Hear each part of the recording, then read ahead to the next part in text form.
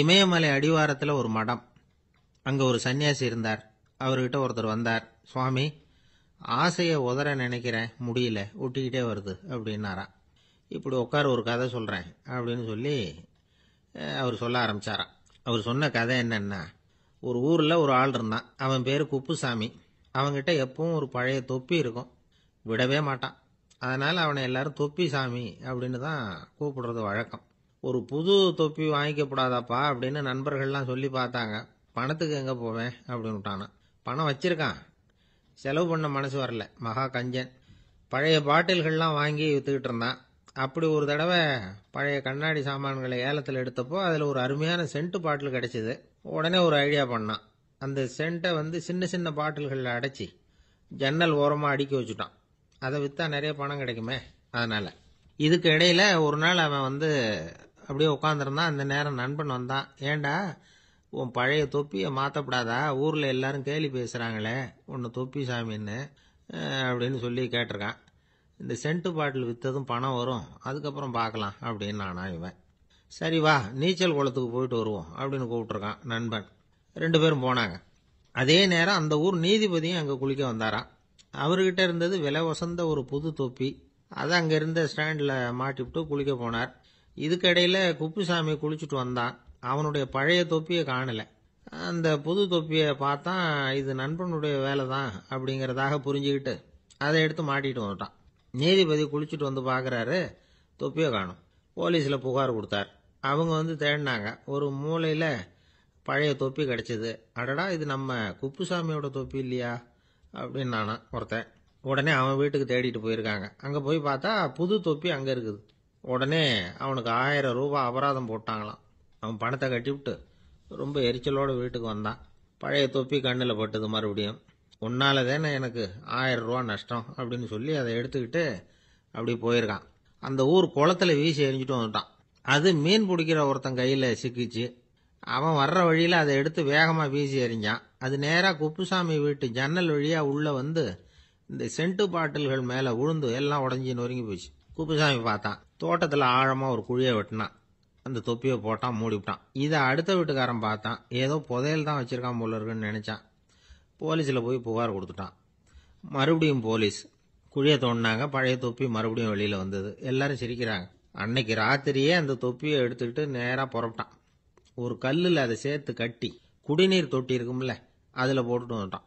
இனிமேல் என்ன பண்ணும் பார்ப்போன்னு. ஒரு நாள் திடீர்னு குழாயெல்லாம் அடைப்பட்டு போச்சு. மாநகராட்சி அலுவலர்கள் என்னன்னு பார்த்தா அந்த பழைய தொப்பி குழாயை அடைச்சிக்கிட்டு இருக்குது. இது குப்புசாமியோட தொப்பிங்கிறது தான் எல்லாருக்கும் தெரியுமே. உடனே குடிநீரை பாழாக்கணத்துக்காக குப்புசாமிக்கு கோர்ட்டு 2500 ரூபாய் அபராதம் போட்டுவிட்டுது. அதையும் கட்டிவிட்டு வெளில வந்தான். கடைசியாக முடிவு பண்ணான். ஒரு நெருப்பு குச்சியை கிழிச்சான். தொப்பியை கொளுத்தினான். எரிஞ்சுது. எடுத்து வெளில எரிஞ்சான். கொஞ்ச நேரத்தில் தீ அணைப்பு படம் வந்துட்டுது. ஆமாம், இவன் எடுத்து எரிஞ்சது வெளியில் விழுந்து வீட்டு கூரையே பற்றிக்கிட்டு எரிய ஆரம்பிச்சுட்டுது. அவனோட பணத்தாசையும் அதோட சேர்ந்து எரிஞ்சு போச்சான். இப்படி ஒரு கதை. இந்த கதையை சொல்லி முடிச்சார் அந்த இமயமலை அடிவாரத்தில் இருந்த சன்னியாசி. இப்போ அந்த குப்புசாமி எங்கே இருக்கிறான்னு கேட்டார் எதிரில் இருந்தவர். இதோ உன் எதிரிலே இருக்கிறான், நான் தான் அந்த குப்புசாமி அப்படின்னாரான் அந்த சன்னியாசி. அந்த குப்புசாமி கிட்ட இருந்தது மாதிரி ஒரு பழைய தொப்பி நம்ம ஒவ்வொருத்தர்கிட்டையும் உண்டு. அதை எப்படி தொலைக்கிறதுன்னு தெரியாமல் தடுமாறிக்கிட்டு இருக்கிறோம். அது என்ன தொப்பிங்கிறீங்களா? அதுதான் நம்மை சூழ்ந்திருக்கிற மாயை அப்படிங்கிறார் சுவாமி சின்மயானந்தர். மெய்ஞானம் கிடைக்கிறப்போ மாயை எரிஞ்சு போகும் அப்படிங்கிறது அவருடைய கருத்து. நம்மால் ஒருத்தர் வேகமாக ஓடி வந்தார். காலில் மாட்டியிருந்த பழைய செருப்பு 2ஐயும் ஆவேசமாக தூக்கி ஒரு கிணத்துல போட்டுட்டு வெறுங்காலோட நடந்து வந்துகிட்டு இருக்கிறார்.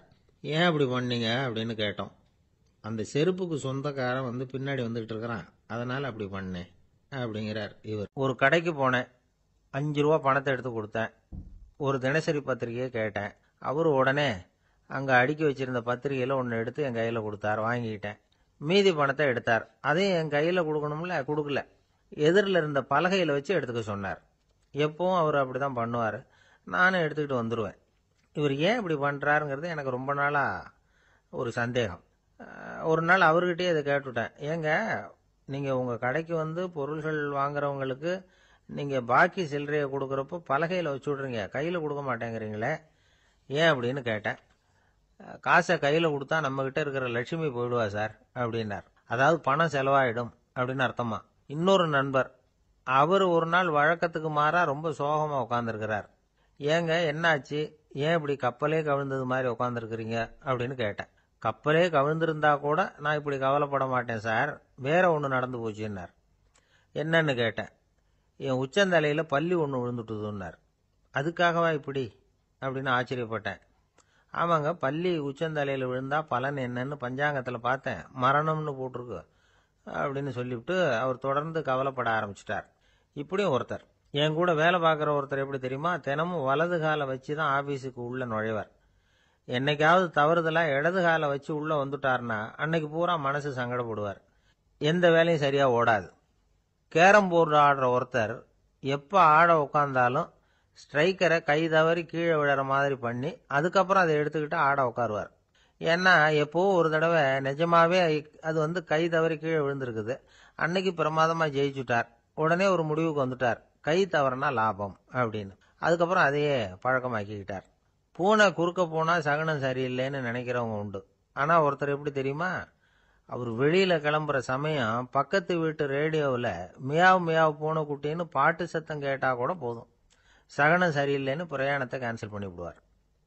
இப்ப இவ்வளவும் எதுக்கு சொல்றோம்னா, அளவுக்கு மீறின சகுன நம்பிக்கைகள் இருக்கு பாருங்க, இதோட பயமும் சேர்ந்துகிட்டதுன்னு வச்சுக்கோங்க, இது ஒருத்தருடைய மனநிலையை பாதிச்சிடும். இது உளவியல் நிபுணர்கள் சொல்ற கருத்து. வாழ்க்கையே தடுமாற வச்சிரும்.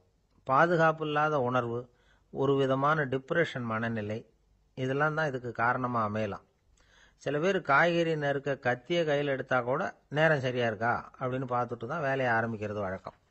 அறிவு தான் மனசுக்கு வாத்தியாரா இருக்கணும், அப்பதான் வாழ்க்கை நிம்மதியா இருக்கும். அறிவு மனசு சொல்றபடியெல்லாம் கேட்க ஆரம்பிச்சுட்டுதுன்னா இடைஞ்சல் தான். ஒருத்தருக்கு 7ஆம் நம்பர் தான் ராசியான நம்பராம். 7ஆம் தேதி தான் எந்த காரியத்தையும் ஆரம்பிப்பாராம். 7 எழுத்து வர்றது மாதிரி பேரை மாற்றி வச்சுக்கிட்டார். 7 மணிக்கு தான் தினமும் எழுந்திருப்பார். 7ஆம் நம்பர் வீட்டில் தான் குடியிருக்கார். கல்யாணம் கூட 7ஆம் தேதி தான் பண்ணிக்கிட்டார். அவர் ஒரு நாள் குதிரை பந்தயத்துக்கு போனாராம். குதிரையோட பேரையெல்லாம் பார்த்தார். ஒரு குதிரையோட பேர் 7 எழுத்துல அமைஞ்சிருந்தது. 7 தானே இவருக்கு அதிர்ஷ்ட நம்பர். அதனால உடனே அது பேரில் பணத்தை கட்டினார். பந்தயம் நடந்தது. என்ன சார் ஆச்சுன்னு கேட்டாங்க. நான் பணம் கட்டின அந்த என்னோட குதிரை 7ஆவதா சேர்ந்தது சார் அப்படின்னாராம் சோகமா. ஒரு ஊர்ல ஒரு இளைஞன் இருந்தான். ஒரு நாள் அவன் ஒரு குருவை தேடிட்டு புறப்பட்டான். ஊரை விட்டு வெளியில போனான். போகிற வழியில் ஒரு காடு. அந்த காட்டுல ஒரு மரத்தடியில் ஒரு பெரியவர் உட்கார்ந்துருக்கிறார். அமைதியா மௌனமா அவர் அமர்ந்திருக்கிறார். இந்த பெரியவரை விசாரிக்கலாம், குருவை தேடி கண்டுபிடிக்கிறதுக்கு இவர் ஏதாவது ஒரு வழி சொல்லி கொடுப்பார் அப்படின்னு நினைச்சுக்கிட்டு அவர் நெருங்கினான். ஐயா, எனக்கு ஒரு குரு தேவை, எங்க கிடைப்பார், அவரை எப்படி அடையாளம் கண்டுபிடிக்கிறது, அதை பத்தி ஏதாவது விவரம் சொன்னீங்கன்னா நான் கண்டுபிடிச்சுக்குவேன் அப்படின்றான். பெரியவர் நிமிர்ந்து பார்த்தார். தம்பி, அது ரொம்ப சுலபம். அவர் வயசானவரா இருப்பார், என்னை விட சுமார் 30 வயசு அதிகமா இருக்கும். அவர் ஒரு மரத்தடியில் தான் உட்காந்துருப்பார் அப்படின்ட்டுருக்கான். சரிங்க பெரியவரே, அது என்ன மாதிரியான மரம், எப்படி இருக்கும் அப்படின்னு கேட்டிருக்கான். பெரியவர் அந்த விவரங்களையும் சொல்லியிருக்கிறாரு. அது மட்டும் இல்லை, சந்திக்கிற நாள், நேரம், வினாடி முதற்கொண்டு எல்லா விவரங்களையும் துல்லியமாக சொன்னாராம். இவ்வளவு விவரங்களை இவரால் எப்படி சொல்ல முடியுது அப்படின்னு இவனுக்கு ஆச்சரியம். இருந்தாலும் அந்த பெரியவர் கடைசியாக ஒரு விவரம் சொன்னார். அது என்ன தெரியுமா, எப்படியும் நீ அவரை சந்திக்கிறதுக்கு ஒரு 30 வருஷம் ஆகும் அப்படின்னு சொல்லிவிட்டாராம். ரொம்ப நன்றிங்க பெரியவரே அப்படின்னு சொல்லிவிட்டு அந்த இளைஞன் புறப்பட்டுருக்கான். இப்போ அவனுக்கு குரு பத்தின விவரம் எல்லாம் கிடைச்சிட்டுது, சந்திக்கிற நேரமும் தெரிஞ்சுட்டுது. ஆனால் 30 வருஷம் அவரை தேடி அலைய வேண்டியிருக்குமே. அவன் தேட ஆரம்பிச்சான். காடு மலை எல்லாம் சுற்றி அலைஞ்சான். பல வருஷங்கள் தேடினான், அழுத்து போயிட்டான். கடைசியில் அவனுக்கும் வயசாயிட்டுது. கடைசியில் தன்னுடைய சொந்த ஊருக்கே திரும்பி போய்கிட்டு இருந்தான். அங்கே ஒரு மரத்தடியில் அவன் தேடிக்கிட்டு இருந்த குருநாதர் கிடைச்சார். யார் அவருன்னா, 30 வருஷத்துக்கு முன்னாடி வழி சொல்லி கொடுத்தாருல அதே பெரியவர். அவருக்கு இப்போ 30 வயசு அதிகமாக இருந்தது. அதே மரம், அன்னைக்கு பெரியவர் சொன்ன அடையாளம் இப்போ பொருத்தமாக இருந்தது. இப்போ அந்த பெரியவர் சொன்னார், சரியா சேர்ந்துட்ட, வா, உனக்காக தான் நான் இவ்வளவு காலமும் காத்துக்கிட்டு இருந்தேன் அப்படின்னாராம். என்ன சொல்றீங்கன்னு இருக்கான். 30 வருஷத்துக்கு முன்னாடி என்கிட்ட வந்தியே, அப்பவே என் காலம் முடிஞ்சு போயிருந்தது. அப்பவே என்ன உனக்கு அடையாளம் தெரியல, அதனால இவ்வளவு காலம் உனக்காக காத்துட்டு இருக்கும்படி ஆயிட்டுது அப்படின்னாராம். ஐயா, அப்பவே நீங்க சொல்லியிருக்கலாமே, இதுதான் 30 வருஷம் கழிச்சு நீ சந்திக்க போற இடம், நான் தான் உன்னுடைய குரு அப்படின்னு சொல்லியிருக்கலாமே அப்படின்னு இருக்கான். அந்த பெரியவர் சிரிச்சுக்கிட்டே இதுக்கு பதில் சொன்னாராம். நான் எவ்வளவோ விவரமாக தான் சொன்னேன், நீ சரியா புரிஞ்சுக்கல. காரணம், அப்போ நீ போதுமான அளவுக்கு பக்குவம் பெற்றிருக்கவில்லை. அதனால புரியும் சக்தி இல்லாம போயிட்டுதப்போ 30 ஆண்டு காலம் நீ அலைஞ்சு தெரிஞ்சிருக்கிற. அது காரணமா இப்போ உனக்கு அந்த பக்குவம் வந்துட்டுது. அதனாலதான் அடையாளம் காண முடிஞ்சது. நானே உன்னுடைய குரு அப்படின்னாராம். இதுல இருந்து என்ன தெரியுதுன்னா, ஆன்மீகத்துல மாணவனாக சேர்றதுக்கு கூட ஒரு பக்குவத்தன்மை தேவைப்படுது. ஒரு பெரிய ஞானி, அவர்கிட்ட சீடனா இருக்க ஒருத்தன் வந்தான், எதிரில் நின்னான். ஞானி அவனை வெகு நேரம் உற்று பார்த்தார். அப்புறம் சொன்னார், சீடனா இருக்கிறது ரொம்ப சிரமம்னார். நான் தயாரா இருக்கிறேன்னா. அது இன்னமும் சிரமமாச்சே, இங்க குருவா இருக்கிறது மட்டுமே சுலபம் அப்படின்னாராம். அப்படின்னா நான் குருவாவே ஆயிடுறேன் அப்படின்னானா. இது போலவே இந்த காலத்துல கதை ஒன்று உண்டு. ஒரு பள்ளிக்கூடத்துல வகுப்பு ஆசிரியர் மாணவனை திட்டிக்கிட்டு இருந்தார். டேய், நீ 100க்கு 10 மார்க் தான் வாங்கிட்டு இருக்க. இவ்வளவு மோசமா நீ படிச்சா கடைசியில மாடு மேய்க்கிறது கூட லாய்க்கு இல்லாதவனா ஆயிடுவ. அதுக்கப்புறம் என்ன செய்ய போற அப்படின்னாராம். பையன் தலையை சொரிஞ்சுக்கிட்டே சொன்னானா, சார் அப்படின்னா ஒன்று செய்யறேன் அப்படின்னானா. இவர் கேட்டிருக்கார், என்ன செய்ய போறேன்னு. வேற என்ன சார், உங்களை மாதிரி ஒரு ஆசிரியர் ஆயிடுறேன் அப்படின்னானா. காசியில் இருக்கிற கடவுள் காசி விஸ்வநாதர், அங்க இருக்கிற தேவி காசி விசாலாட்சி. இவங்க 2 பேரும் ஒரு நாள் பேசிக்கிட்டு இருந்தப்போ கடவுள் சொன்னார், இந்த மனிதர்களை நாம ரொம்பவும் நம்பிக்கையோட தான் படைச்சிருக்கிறோம். இருந்தாலும் அவங்களுக்கு தான் நம்பிக்கை இல்லை.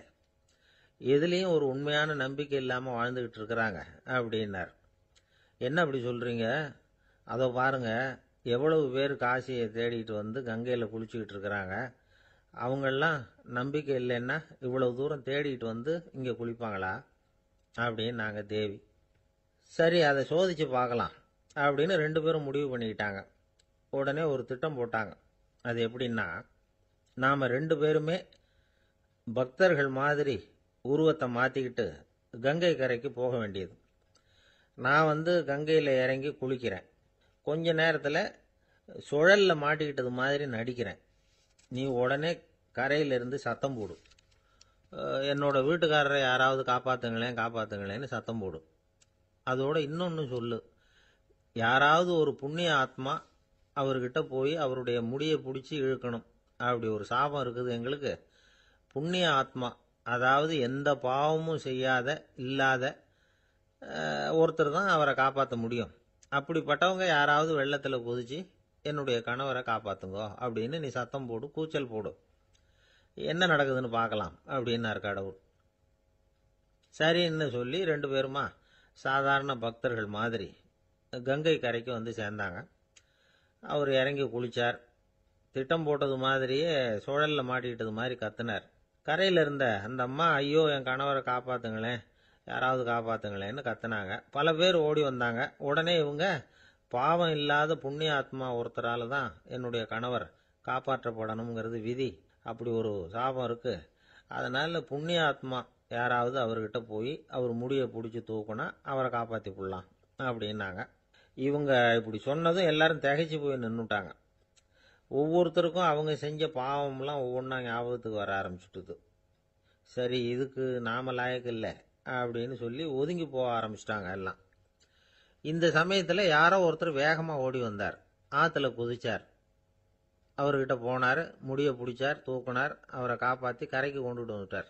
அப்படி காப்பாற்றின அந்த ஆளை இவங்க 2 பேரும் தனியாக கூப்பிட்டுக்கிட்டு ஒரு மண்டபத்துக்கு வந்துட்டாங்க. வந்து விசாரிக்கிறாங்க. நீ யாரப்பா அப்படின்னு கேட்குறாங்க. ஏதும் தெரியாத மாதிரி. நான் இந்த ஊர் அன்ன சத்திரத்தில் வேலை செய்கிற ஒரு சமையல்காரன் அப்படிங்கிறார். நீ கங்கையில் குளிக்கிறது உண்டான்னு கேட்டிருக்காங்க.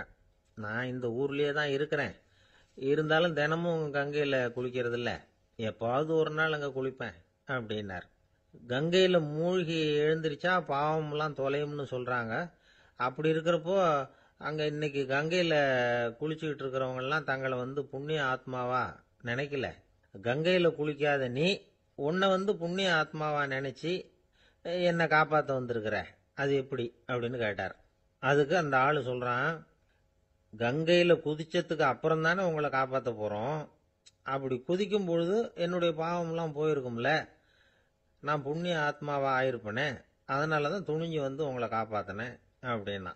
கடவுளும் தேவியும் அவனுக்கு காட்சி கொடுத்தாங்களாம். இப்படி ஒரு கதை உண்டு. அதாவது கங்கையில குளிச்சுக்கிட்டு இருக்கிறவங்களுக்கே தங்களுடைய பாவம் போகுங்கிற நம்பிக்கை பரிபூர்ணமா இல்லை. குளிக்காத ஒருத்தனுக்கு அந்த நம்பிக்கை இருந்தது. அதனால் அவனால் கடவுளை பார்க்க முடிஞ்சது.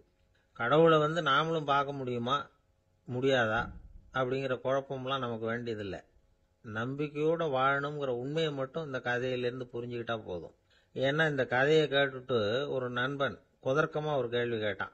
ஏன் சார், கங்கையில் குளிச்சா பாவம் போயிடும்னு சொல்கிறீங்களே, நான் எனக்கு வேண்டாத ஒருத்தனை அழைச்சிட்டு போய் கங்கையிலேயே தள்ளி விட்டுட்டு அதுக்கப்புறம் அங்கேயே முழுக்க போட்டுட்டு நான் செஞ்ச பாவத்தை அதுலேயே கழுவி விட்டுட்டு மறுபடியும் உங்ககிட்ட வந்துடுறேன்னு வச்சுக்கோங்க, நீங்கள் என்னை புண்ணிய ஆத்மான்னு ஏற்றுக்குவீங்களா அப்படிங்கிறான். ஆள் கொஞ்சம் ஆசைந்தான், நம்மளே அங்கே அழைச்சிட்டு போனாலும் போயிடுவான். உலகத்தில் எது எதுக்கும் ஆராய்ச்சி கூடங்கள் இருக்குதுல்ல, அது மாதிரி தூக்கத்தை பற்றி ஆராய்ச்சி பண்ணுறதுக்கு ஒரு ஆராய்ச்சி கூடம் இருக்குது. அப்படி ஆராய்ச்சி பண்ணணும்னா அதுக்கு மூழ்கிக்கிட்டு இருக்கணும்ல. அதனால தான் அந்த ஆராய்ச்சி கூடம் இங்கே இல்லை. அமெரிக்காவில் பாஸ்டன் பல்கலைக்கழக மருத்துவமனையில் அது இருக்குது. அங்கே தூக்கத்தை பற்றி பலவிதமான ஆராய்ச்சிகள் பண்ணிகிட்டு இருக்கிறாங்க. அந்த ஆராய்ச்சி கூடத்தில் இயக்குனராக இருக்கிற ஒரு நிபுணர் அவர் என்ன சொல்கிறார் தெரியுமா? உங்களுக்கு தூக்கம் வரலையா, நீங்கள் நல்லா தூங்கிறதுக்கு தாராளமாக சில யோசனைகளை என்னால் சொல்ல முடியும் அப்படிங்கிறார். யோசனை தானே, காசா பணமாக கேட்டு வச்சுக்கலாமே.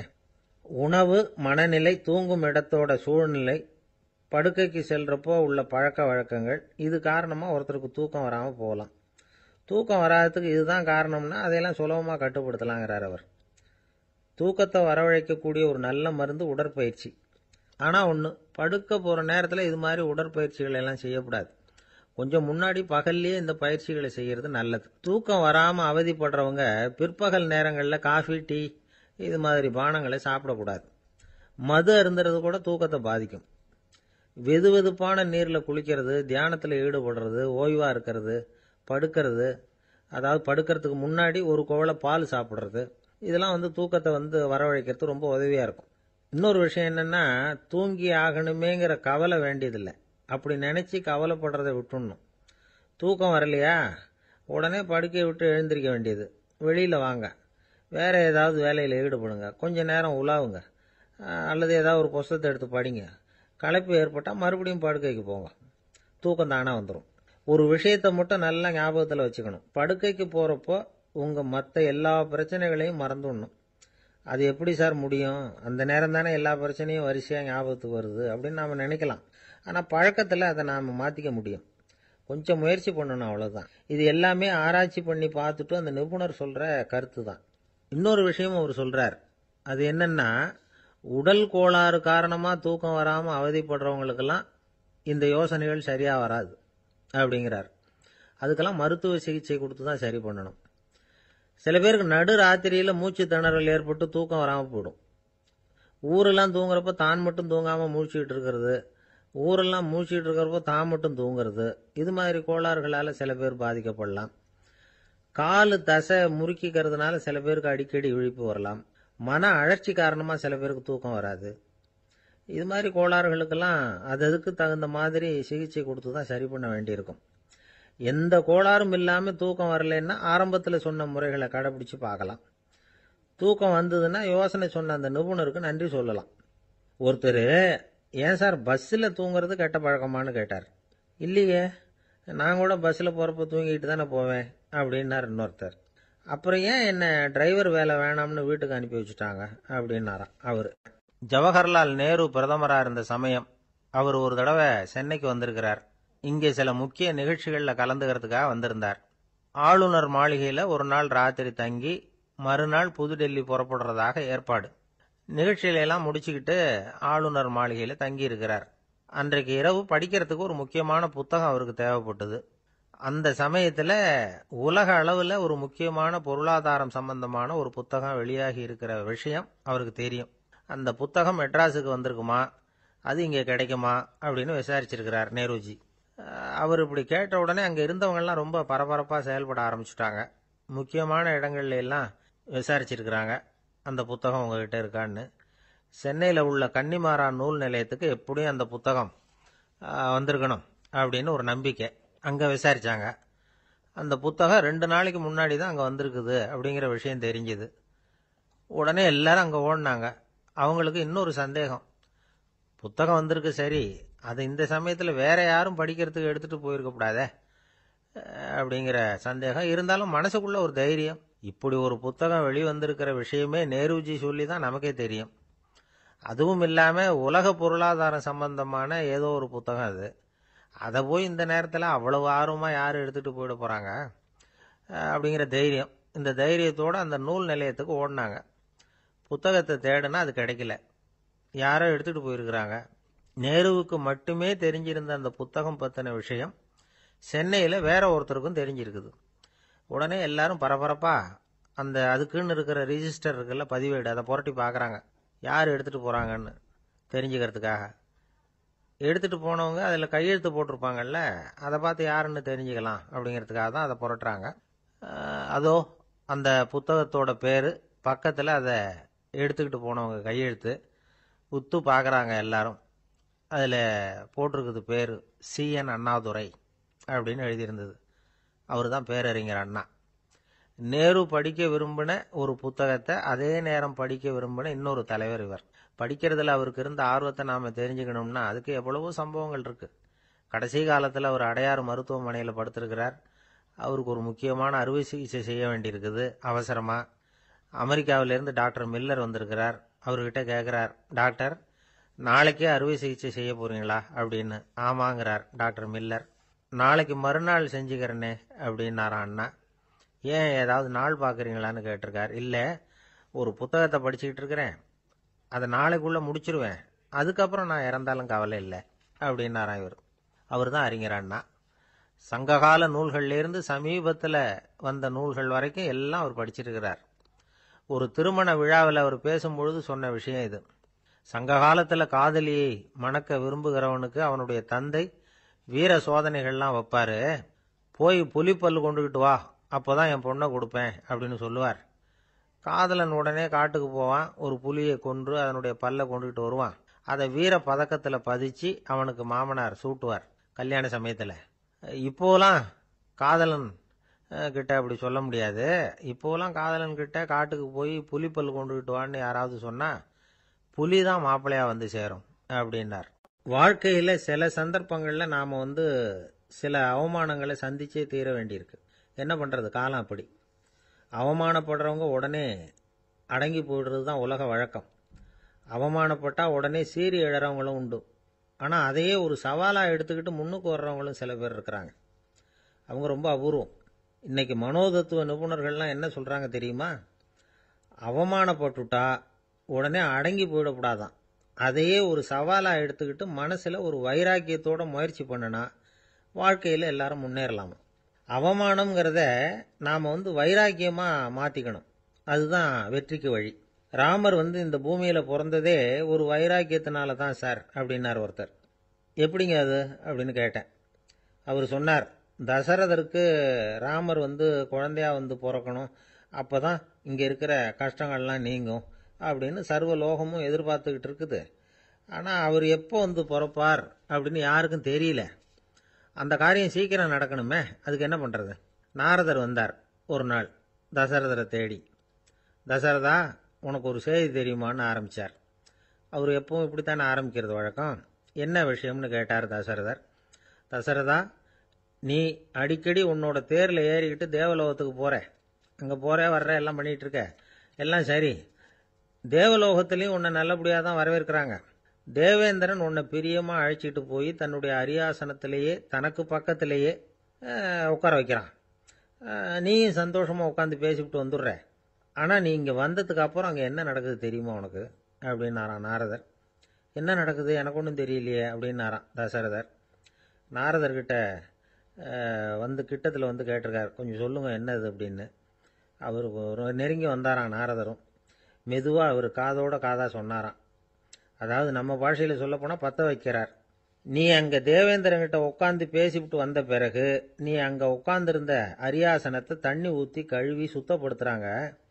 நீ என்ன அந்த அளவுக்கு சுத்தம் இல்லாத ஆளா, தினம் குளிக்காமையா இருக்கிற அப்படின்னாராம். தசரதருக்கு இது ரொம்ப அவமானமாக போயிட்டுது. அப்படியே செய்கிறாங்க அப்படின்னாராம். ஆமாம், நீ வேணும்னா நான் சொல்கிறது உண்மையா இல்லையா அப்படின்னு சோதனை பண்ணி பார்த்துக்கோ அப்படின்னாரான் நாரதர்.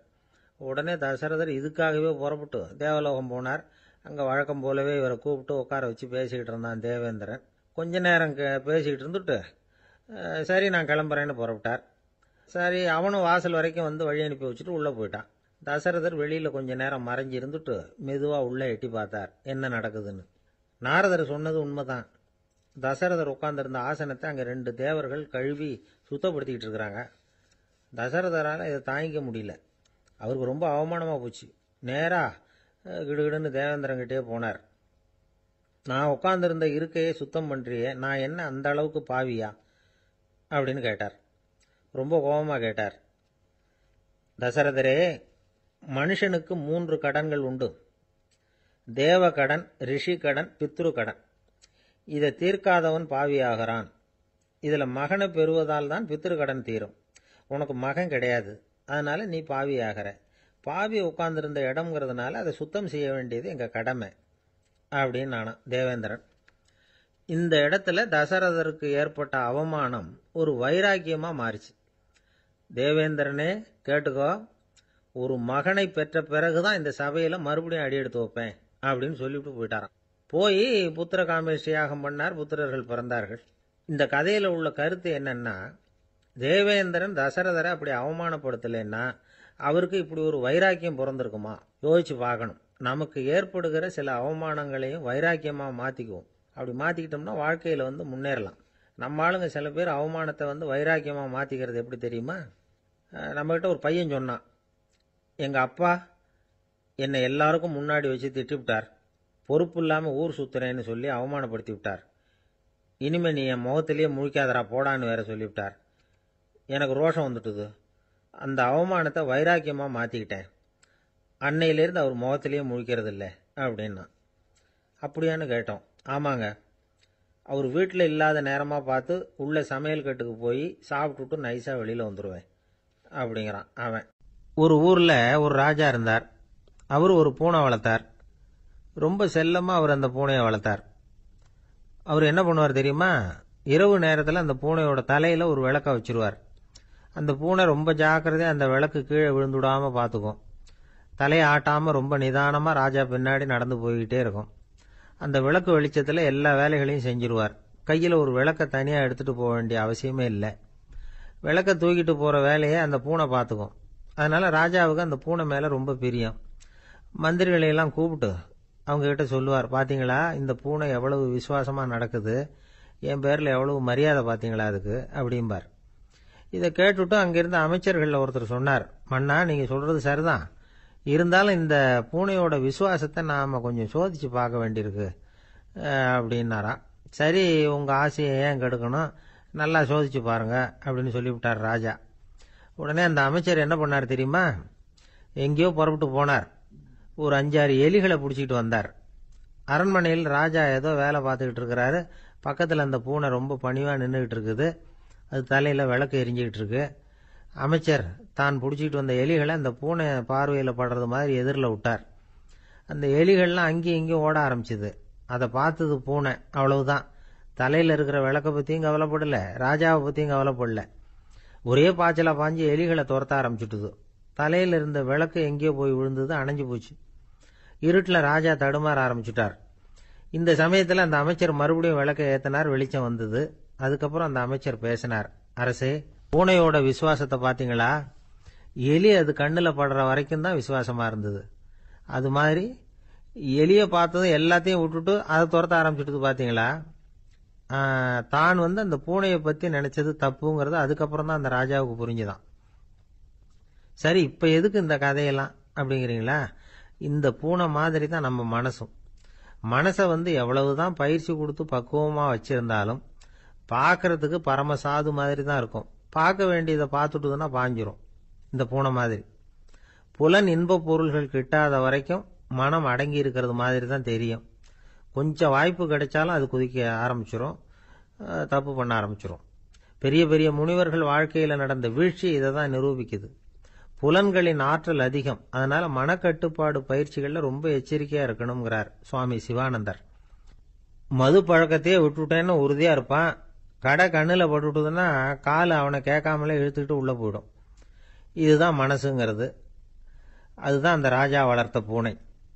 நம்மால் ஒருத்தன் அந்த ராஜா பூனை தலையில் விளக்க வச்சது மாதிரி இவன் தன்னுடைய தலையிலேயே ஒரு விளக்கை ஏற்றி வச்சுக்கிட்டு என்னத்தையோ தேட ஆரம்பித்தான். தேடிக்கிட்டு இருக்கிறான். தலையை ஆட்டாமல் நிதானமாக நடந்து ரொம்ப நேரமாக தேடிட்டு இருக்கிறான். அந்த சமயம் அங்கே வந்த ஒருத்தர் என்னத்தை தேடுறீங்கன்னு கேட்டார். அதுதான் மறந்து போச்சு அப்படின்னு இழுத்தான். சரி, கொஞ்சம் இப்படி உட்காருங்க, ஞாபகம் வந்ததும் தேட ஆரம்பிக்கலாம் அப்படின்னார் அவர். இவன் கொஞ்ச நேரம் உட்காந்து யோசிச்சான். அப்புறம் திடீர்னு எழுந்திரிச்சான். ஞாபகம் வந்துட்டுதுன்னா. என்னன்னு கேட்டார். எங்கள் வீட்டில் இருந்த விளக்கை எங்கே வச்சேன்னு தெரியல, அதுதான் தேடிக்கிட்டு இருக்கிறேன், ஏற்றி வைக்கலாம்னு பார்க்குறேன் அப்படின்னா. ஒரு விவசாயி விதைக்கிறதுக்காக வயல்வெளி பக்கம் போகிறார். விதைகளை அள்ளி வீசினார். அப்போ என்ன ஆச்சுன்னா, சில விதைகள் பாதை ஓரத்தில் விழுந்தது. சில விதைகள் முள் செடிகள் மண்டி இருந்த புதருக்கு இடையில விழுந்தது. சில விதைகள் நல்ல நிலத்தில் விழுந்தது. பாதை ஓரத்தில் விழுந்த விதை என்ன ஆச்சுன்னா, அதெல்லாம் பறவைகள் கண்ணில் போட்டுவிட்டுது. உடனே உட்காந்து கொத்தி தின்னுட்டு போட்டுது. அதிகமாக மண் இல்லாத பாறை பகுதியில் விழுந்த விதையெல்லாம் லேசாக வேர் விட்டு முளைக்க ஆரம்பிச்சுது. அதுக்கப்புறம் வேர் கீழேயும் ஆழமாக போக முடியல, மேலேயும் சூரிய வெப்பம் அதிகம் தாங்க முடியல, எல்லாம் காஞ்சி கருகி போட்டுது. புதர் பகுதியில் சில விதைகள் விழுந்தது இல்லையா, முள் செடிகள் காடாக மண்டி போயிருந்தது. அதனால் முளைச்சி வர்ற செடிக்கு நெருக்கடி அதிகமாக போட்டுது, சரியாக வளர முடியல, விளைச்சலும் சரியா இல்லை. நல்ல நிலத்தில் விழுந்த விதைகள் மட்டும் நல்லா முளைச்சிது, நல்லா வளர்ந்தது, விளைச்சலும் பிரமாதமாக இருந்தது. இந்த கதையை சொல்லிவிட்டு கேட்க செவியுள்ளோர் கேட்கட்டும் அப்படிங்கிறார் இயேசு பெருமான். ஆமாம், இயேசு கடலில் நின்ற படகு ஒன்றில் உட்காந்துருக்கிறார். கடற்கரையில் ஏராளமான மக்கள் உட்காந்துருக்கிறாங்க. அந்த சமயத்தில் தான் இயேசு ஓமைகள் மூலமாக மக்களுக்கு பல உண்மைகளை சொல்லிகிட்டு இருக்கிறார். மக்கள் அந்த கதையை கேட்டுட்டு ஒன்றும் புரியாமல் முழிக்கிறாங்க. அதை கவனித்த இயேசு அந்த ஓமையை விளக்க ஆரம்பித்தார்.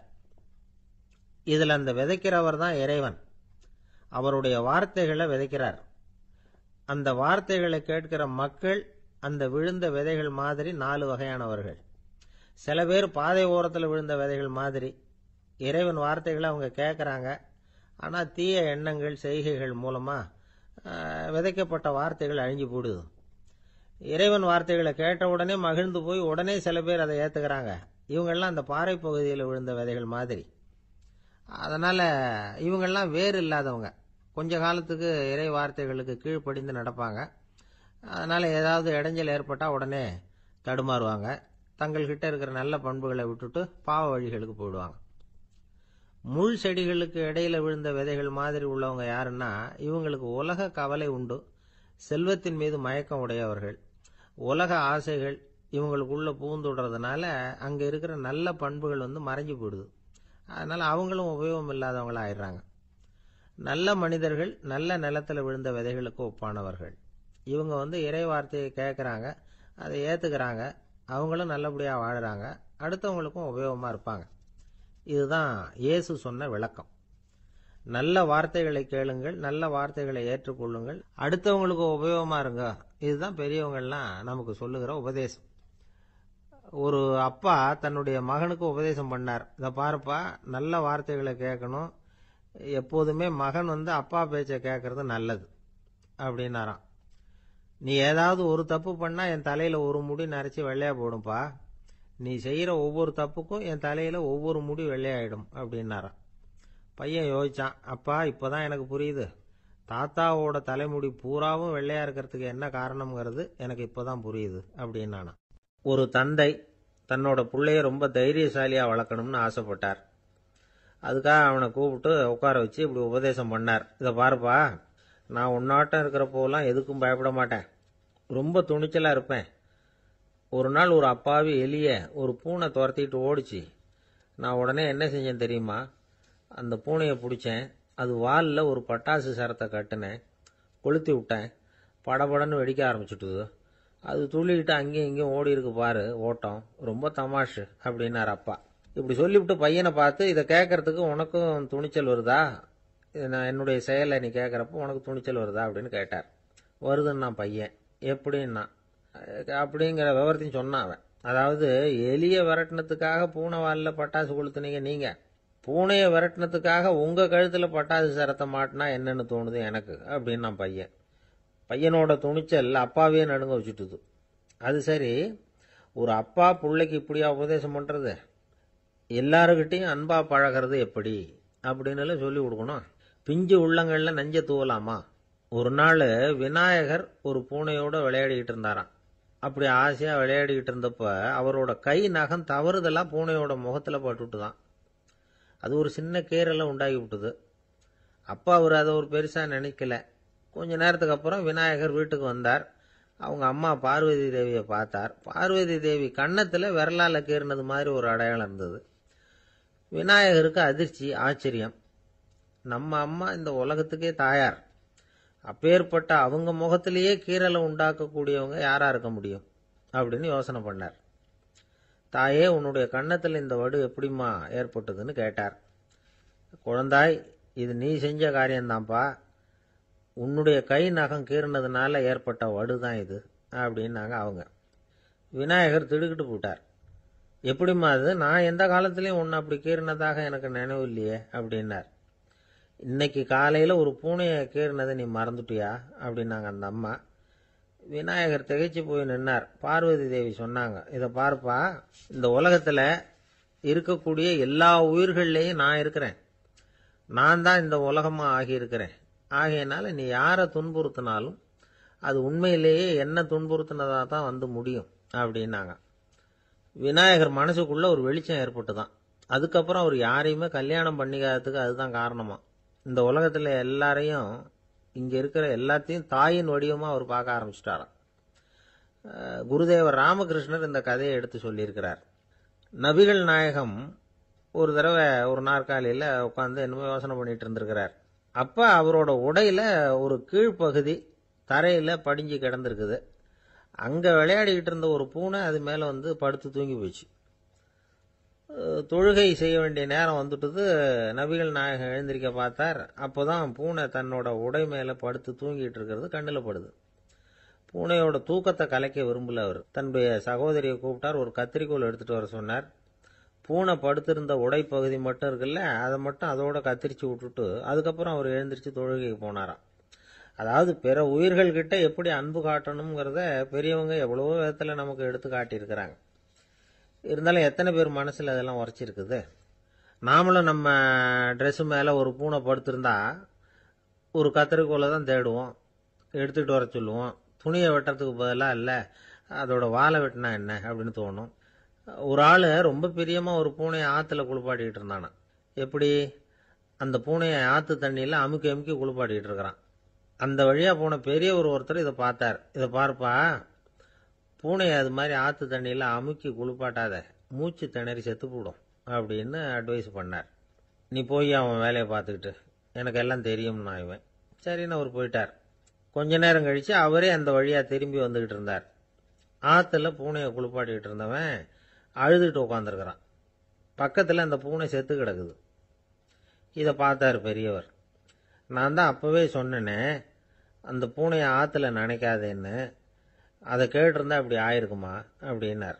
அந்த ஆள் கோபமாக இவரை முறைச்சி பார்த்தான். அட போய்யா, இந்த பூனை ஆற்றுல குளிச்சதுனால ஒன்றும் செத்து போகல, குளிச்சதுக்கு அப்புறம் அதோட உடம்பு ஈரமாக இருக்குதுன்னு அதை புழிஞ்சேன், அதனால தான் இப்படி ஆயிட்டுது அப்படின்னு. ஒருத்தரை பார்த்து உன்னுடைய நண்பர்கள் யார் அப்படின்னு ஒரு கேள்வி கேட்டு பாருங்க. கொஞ்சம் யோசிச்சு யோசிச்சு பதில் சொல்லுவாங்க. அவங்க கிட்டேயே உன்னுடைய எதிரிகள் யார் அப்படின்னு கேளுங்க, கடகடன்னு ஒப்பிச்சிருவாங்க. நம்ம மனசு இருக்க அது எப்படின்னா, நம்ம நண்பர்களை விட எதிரிகளை அது நல்லா ஞாபகத்தில் வச்சுக்கும். இது ஒரு ஆச்சரியமான உண்மை. உங்களால் நண்பர்களை மறந்துட முடியும், ஆனால் எதிரிகளை மறந்துட முடியாது. இது ஒரு வேடிக்கையான நிலைமை தான். அழகான தருணங்களை நாம் ஏன் மறந்துடுறோம்? இது இயற்கை. ஏன்னா நம்ம மனசு மலர்களை கவனிக்கிறது இல்லை, அதில் இருக்கிற முள்ளை தான் கவனிக்குது. தன்னை காயப்படுத்துகிற எதையும் அது உடனே கண்டுகொள்ளுது. ஒரு தெளிந்த சிந்தனை உடைய மனசு மிக அழகாக உள்ள எல்லாத்தையும் கவனிக்கும். அது நன்றியுடன் உணரக்கூடிய எல்லாத்தையும் பார்த்து குறிச்சிக்கும். இப்படிப்பட்டவங்க வாழ்க்கை இயல்பாகவே நல்லா அமையும். அது ரொம்ப அபூர்வம். மனசில் உள்ள ஒரு சிறிய அமைப்பை மாற்றுவதை பொறுத்து தான் இந்த விஷயம் அப்படிங்கிறார் ஓஷோ. ஒரு யூத கோவில் இருந்துதான், அது யூதர்களின் மடமாகவும் இருந்தது. அங்கே ஒரு தலைமை குரு, அவர் ரொம்ப கண்டிப்பானவர். அந்த கோவிலை ஒட்டி ஒரு தோட்டம். ஒரு நாள் காலையில் அந்த தோட்டத்தில் 2 இளம் யூதர்கள் நடந்து போய்கிட்டு இருக்கிறாங்க. காலையில் 1 மணி நேரம், மாலையில் 1 மணி நேரம் அவங்க அந்த தோட்டத்தில் நடக்கிறதுக்கு அனுமதி உண்டு. மற்ற நேரங்களில் அவங்க மத புத்தகங்களை படிக்கணும், பிற விதிமுறைகளை கடைபிடிக்கணும். அந்த 2 பேருமே தொடர்ந்து புகைப்பிடிக்கிற பழக்கம் உள்ளவங்க. ஆனால் கோவில் மடத்தில் இருக்கிறப்போ அவங்க புகைப்பிடிக்க முடியாது, அது கடுமையான குற்றம். சரி, நாம் தோட்டத்தில் இருக்கிறப்போவாவது புகைப்பிடிக்கலாமா அப்படின்னு ஒரு ஆசை அவங்க 2 பேருக்குமே. இருந்தாலும் பயம். இப்படி கேட்டால் மதகுரு என்ன சொல்லுவாரோ அல்லது என்ன செய்வாரோங்கிற பயம். இப்படியே கொஞ்ச நாள் ஆச்சு. ஒரு நாள் அந்த 2 பேரில் ஒருத்தன் ரொம்ப கலங்கி போய் அந்த கோவிலில் இருந்து வெளியில் வந்துக்கிட்டு இருந்தான். வந்தவன் நேராக தோட்டத்து பக்கம் போனான். அங்கே இன்னொருத்தன் ஆனந்தமாக புகை பிடிச்சிக்கிட்டு இருக்கிறான். அதை பார்த்து தான் இவனுக்கு அதிர்ச்சி. அட கடவுளே, என்ன இது, நீ கேட்காமலே ஆரம்பிச்சிட்டியா அப்படின்னா. இல்லை நான் கேட்டுவிட்டு தான் ஆரம்பிச்சிருக்கேன்னா அவன். அப்படியா, என்ன மனுஷன் இவர், நானும் தான் கேட்டேன், என்ன கண்ணாபுண்ணான்னு திட்டிவிட்டார். இது என்ன கோவிலா இல்லை நரகமா? உனக்கு புகை பிடிக்கணும்னு ஆசையாக இருந்தால் நரகத்துக்கு போகணும்னு சொல்லிவிட்டார். அது சரி, உன்னை மட்டும் எப்படி அனுமதிச்சார் அப்படின்னு கேட்டான் இவன். அவன் சிரிச்சுக்கிட்டே, நீ எப்படி கேட்ட சொல்லு அப்படின்னா. நாம் இந்த தோட்டத்துக்கு வர அனுமதிக்கப்பட்டிருக்கிறதே ஜபத்துக்காகத்தானே, அதனால் நான் ஜபம் சொல்லும் பொழுது புகை பிடிக்கலாமா அப்படின்னு கேட்டேன். அதுக்கு தான் அவர் சத்தம் போட்டு என்னை அடிக்கவே வந்துட்டார் அப்படின்னா இவன். நீ ஒரு மாதிரியாக கேட்டிருக்க, நான் வேற மாதிரியாக கேட்டிருக்கிறேன். ஜபம் சொல்லும்போது புகை பிடிக்கலாமான்னு நீ கேட்டிருக்க. ஐயா, புகை பிடிக்கும் பொழுது ஜபிக்கலாமா அப்படின்னு நான் கேட்டேன். அதில் தப்பு ஒன்றும் இல்லை அப்படின்னு பதில் சொல்லிட்டார் அப்படின்னா. ஒரு சிறிய மாற்றம்தான், அது மிகப்பெரிய மாறுதலை ஏற்படுத்தி விட்டது. மனசு நல்ல விதமாக சிந்திக்க ஆரம்பிச்சுட்டுதுன்னா மகிழ்ச்சிக்கு பஞ்சம் இல்லை. ஒரு கஞ்சன் ஆற்றுல விழுந்துட்டான். வெள்ளத்தில் தத்தளிச்சுக்கிட்டு இருக்கிறான். கரையில் நின்ன ஒருத்தர், உன் கையை கொண்டா இப்படி பிடிச்சி இழுத்து கரையில் சேர்த்து விடுறேன்னார். எதையும் கொடுத்து பழக்கம் இல்லாத அவன் கையையும் கொடுக்க மாட்டேன்னுட்டான். இவர் பார்த்தார். உன் கையை கொடுன்னு சொல்றதுக்கு பதிலாக நான் என் கையை கொடுக்குறேன் பிடிச்சிக்கோ அப்படின்னார். அவன் கப்புன்னு பிடிச்சிக்கிட்டான், இழுத்து கரையில் போட்டார். எனக்கு இது மட்டும்தான் சார் தெரியும், இதை தவிர வேற எதுவும் தெரியாது அப்படின்னு சொல்லிக்கிட்டே காலம் தள்ளுறவங்க ரொம்ப பேர். அவங்கெல்லாம் கஷ்டப்பட வேண்டியிருக்கும். ஒருத்தர் தன்னுடைய தொழிலில் ரொம்ப கெட்டிக்காரராக இருக்கலாம். அதுக்காக எப்பவும் அதே ஞாபகத்தில் இருந்துக்கிட்டு உலகியல் அறிவு இல்லாமல் இருந்துடக்கூடாது, அது ஆபத்து. இதுக்காக நம்ம தாத்தா பாட்டிலாம் ஒரு கதை சொல்லுவாங்களே, கேள்விப்பட்டிருக்கீங்களா? ஒரு சமயம் ஒரு 4 பேர் சேர்ந்து வெளியூருக்கு பிரயாணம் போனாங்களாம். அந்த 4 பேர் எப்படி தெரியுமா?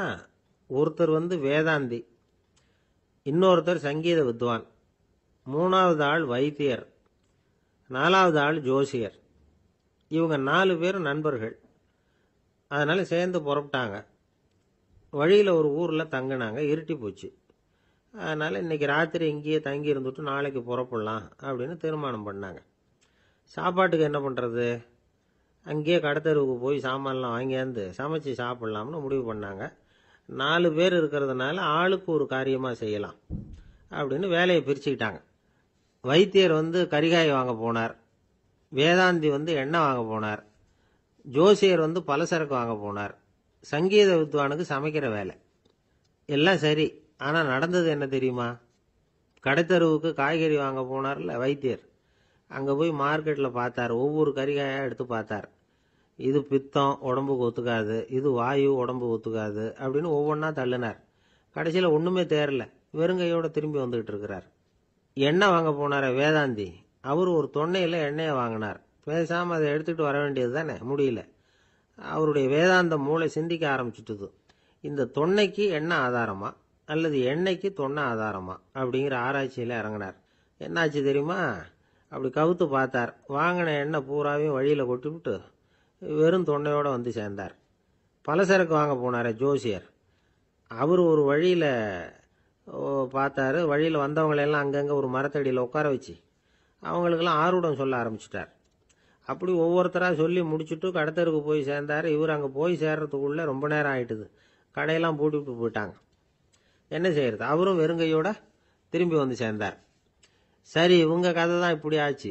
அங்கே சமைக்கிறதுக்காக உட்காந்துருந்தார் சங்கீத வித்வான், அவரு கதை என்னாச்சு தெரியுமா?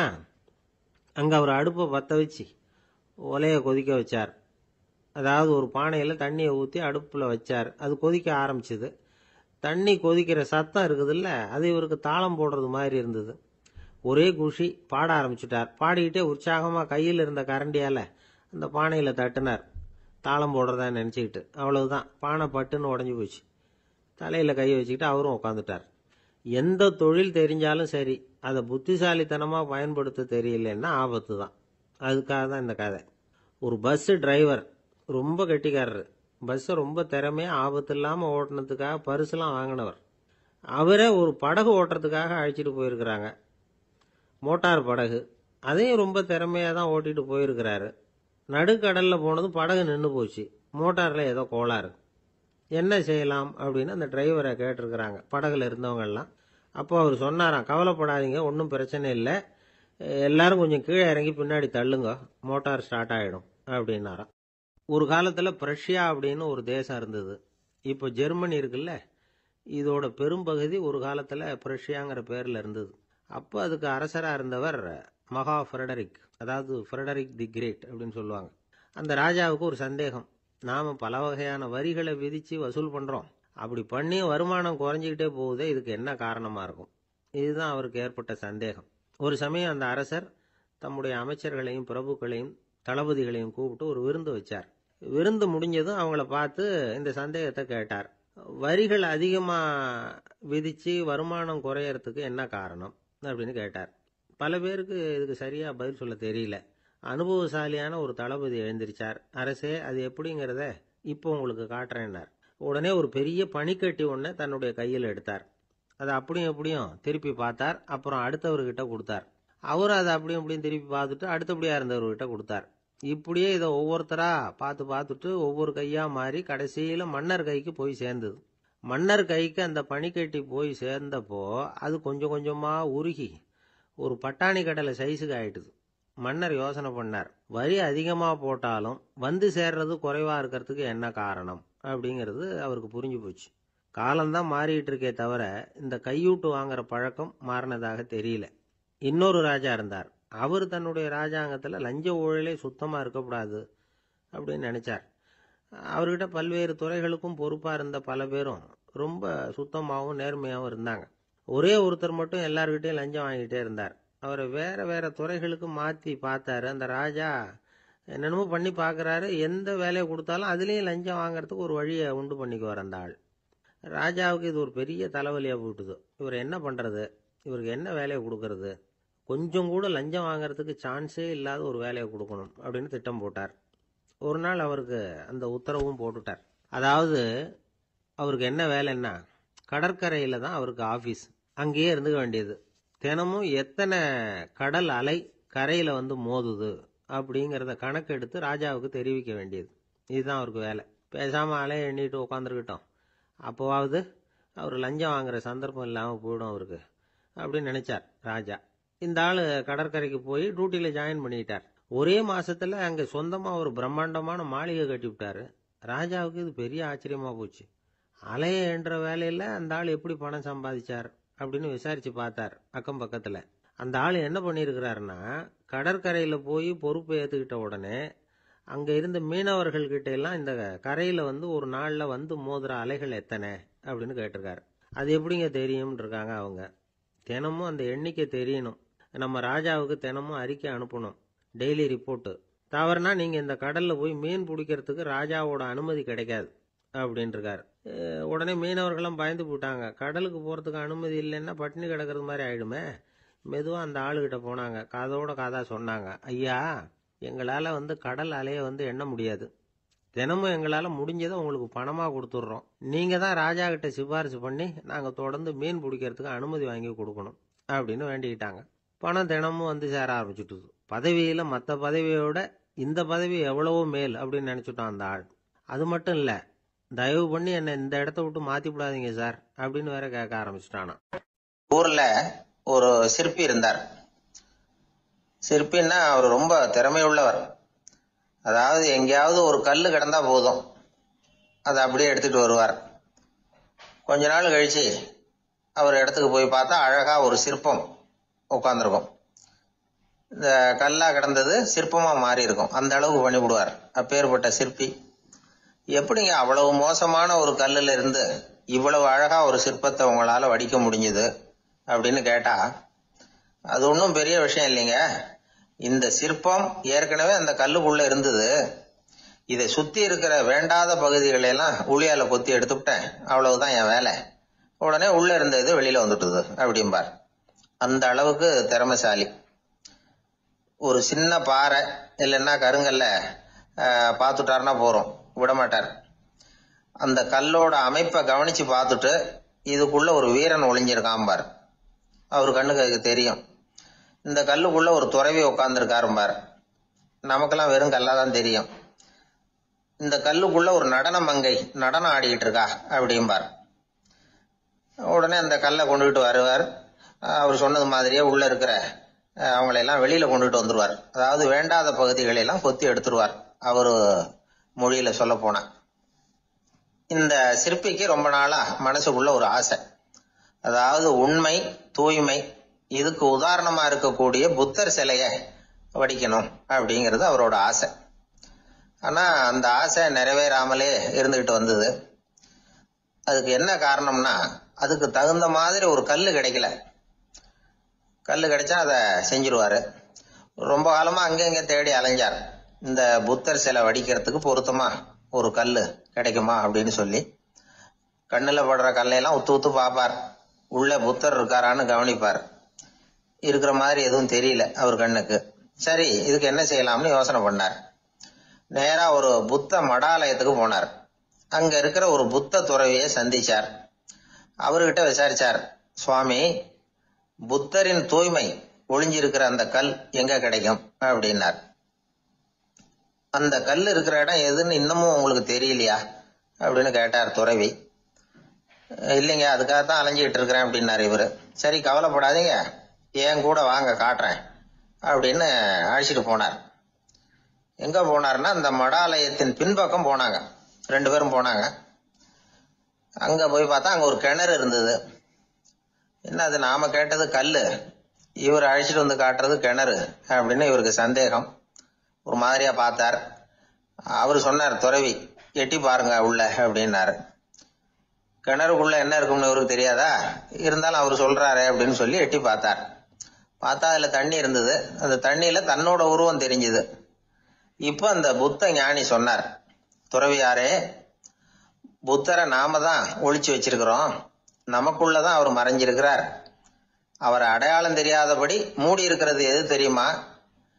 நம்ம கிட்ட இருக்கிற கோபம், போலித்தனம், பதட்டம், ஆசை, இதெல்லாம் தான். அறிவு அப்படிங்கிற ஒளியால அதையெல்லாம் செதுக்கி எடுத்துட்டோம்னா அந்த அழகான புத்தர் வெளியில வந்துருவார் அப்படின்னு சொன்னார் துறவி. அதனால நமக்குள்ள இருக்கிற நம்மள நமக்கே அடையாளம் தெரியல அப்படிங்கிறது தான் உண்மை. இந்த உண்மையான மனிதன் உள்ளே இருக்கிறான். இவரு கல்லை பார்த்துட்டு உள்ள யார் இருக்காங்கிறது அவருக்கு தெரிஞ்சது சிற்பிக்கு. ஆனா உண்மையான புத்தர் எங்க இருக்காருங்கிறத அவரால் அடையாளம் கண்டுபிடிக்க முடியல. அப்படிதான் பல பேர் இன்னைக்கு இருந்துகிட்டு இருக்கிறோம்.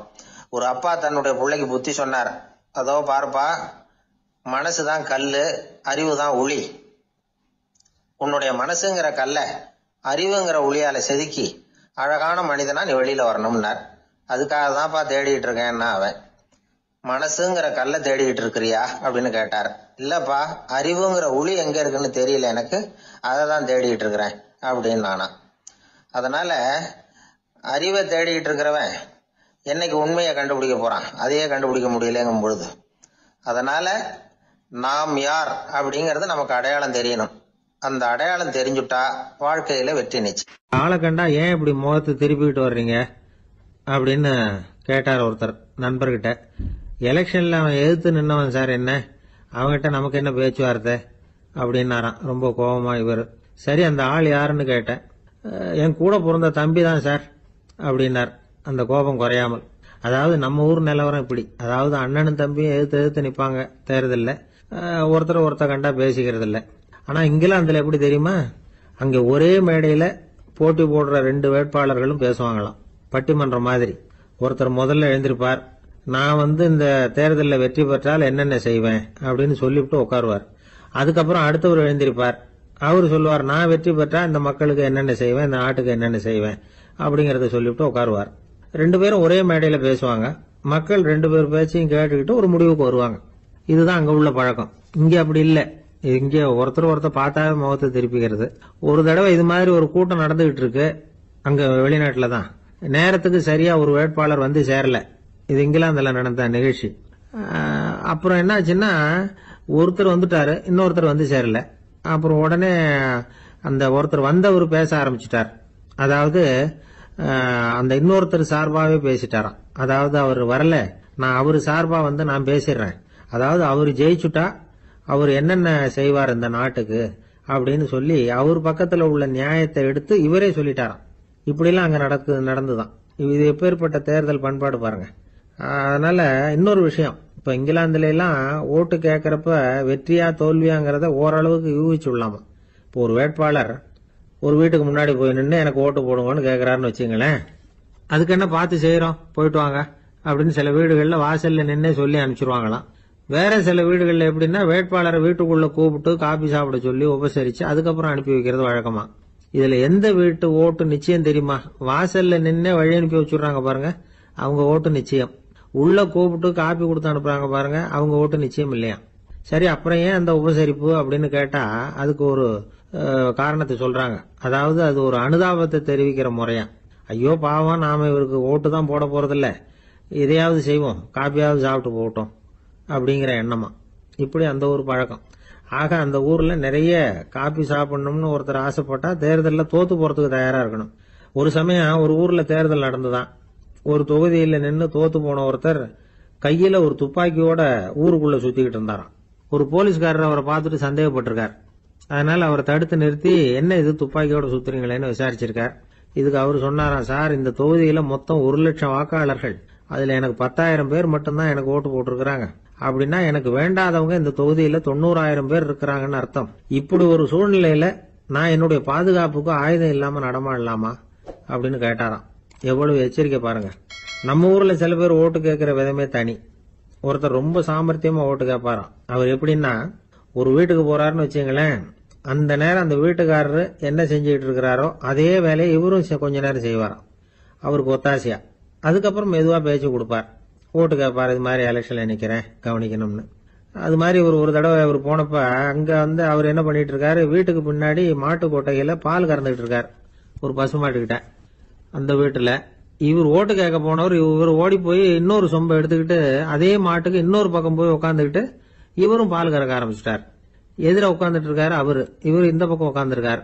கீழே கொஞ்சம் குனிஞ்சு பார்த்தா ஒருத்தர் முகத்தை ஒருத்தர் பார்க்கலாம்.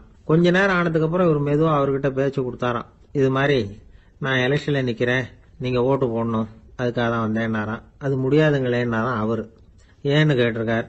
நான் இந்த வீட்டுக்காரன் இல்ல, நானும் உன்ன மாதிரி ஓட்டு கேட்க வந்தவன் தான் அப்படின்னு. ஜெருசலேம் அங்க உள்ள ஒரு தேவாலயம், அதுல உள்ள பலிபீடத்தின் முன்னாடி ஒரு பெட்டி உண்டு.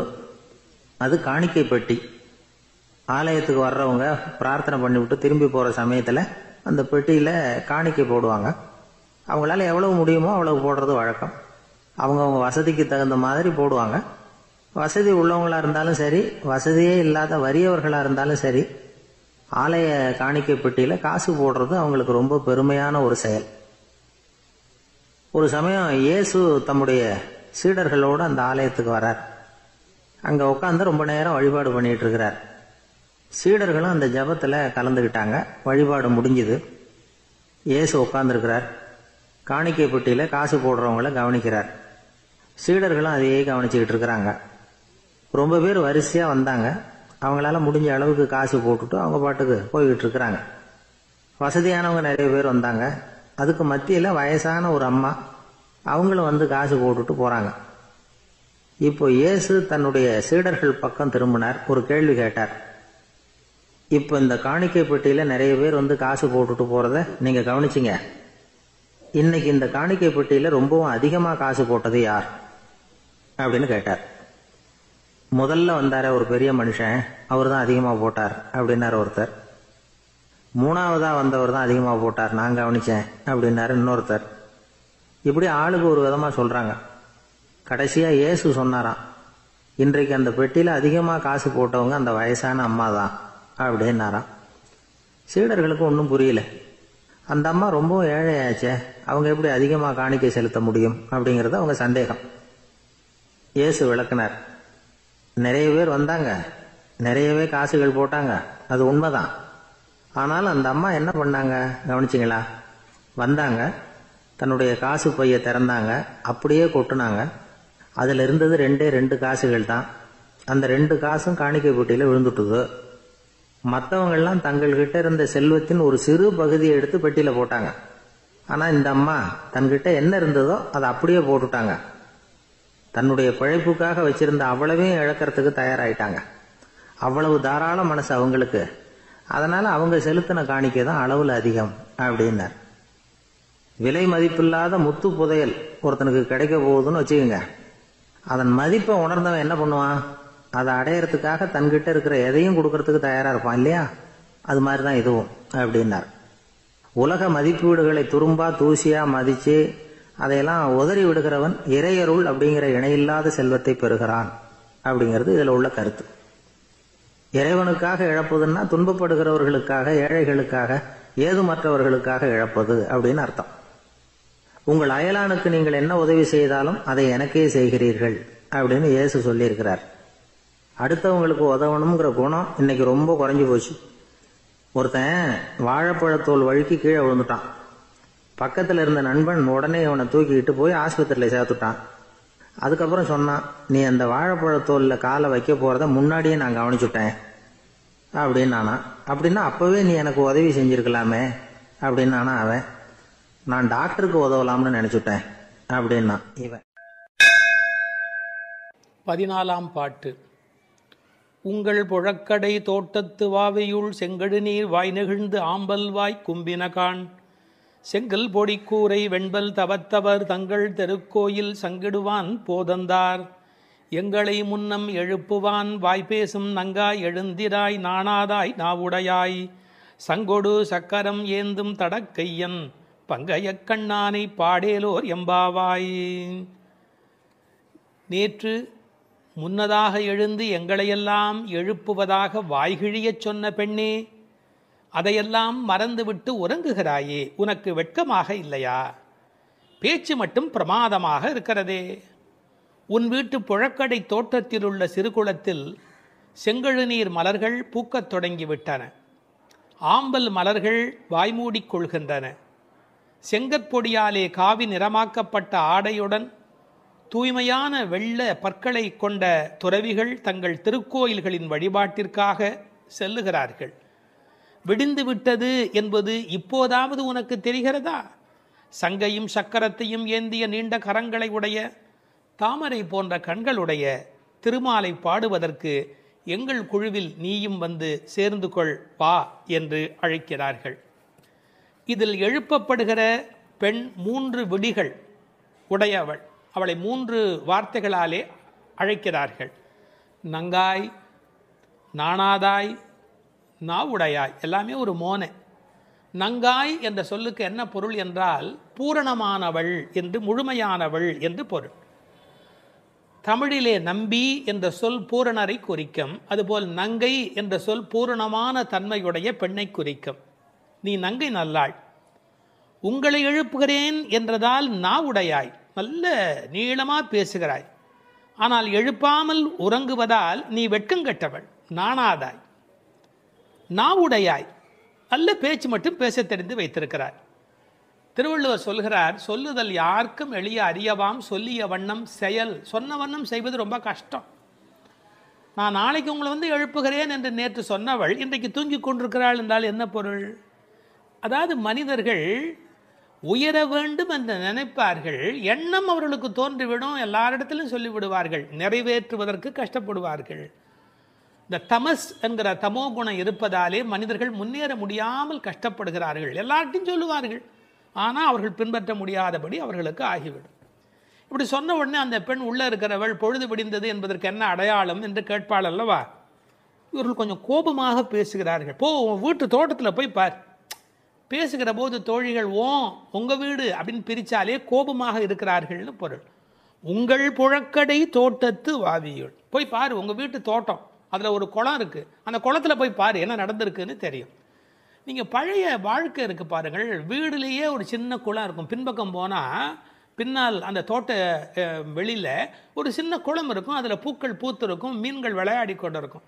இன்றைக்கும் கேரளாவில் அது மாதிரி சில வீடுகள் உண்டு, வெஸ்ட் பெங்காலில் அது மாதிரி சில வீடுகள் உண்டு. எதற்காக சொல்ல வரேன், இயற்கையோடு இயைந்த வாழ்வு நம்முடைய வாழ்வு. அந்த இயற்கை வளமிக்க வாழ்வையெல்லாம் இழந்துட்டோம். யாழ்ப்பாணத்தில் உண்டு, ஒவ்வொரு வீட்டையும் பெரிய கிணறு இருக்கும், தோட்டம் இருக்கும், தனி வீடாகத்தான் இருப்பாங்க. உங்கள் புழக்கடை தோட்டத்து வாவியுள், உங்கள் வீட்டு தோட்டத்தில் போய் பாரு. நான் என்ன ஊருக்கெல்லாம் உன்னை வெளிப்படையாக போய் பார்க்க சொல்லுகிறேன்னா, நீ உங்கள் வீட்டிலே போய் பாரு. செங்கழு நீர் வாய் நெகிழ்ந்து ஆம்பல் வாய் கும்பினக்கான். அப்படி குளத்தில் தண்ணீர் தேங்கி இருந்தால் அங்கே எல்லா செடி கொடிகளும் செழிப்பாக இருக்கும். தண்ணீர் விடுவதை விட ஒரு குளம் மாதிரி தண்ணீர் தேங்கி இருந்து அதை சுற்றி செடிகள் இருந்தால் நல்ல வளமாக இருக்கும். அந்த செங்கழு நீர் பூக்கள் இருக்கின்றனவே, அவையெல்லாம் வாய் நெகிழ்ந்து அவை மெல்ல அப்படி மலர தொடங்கி விட்டன.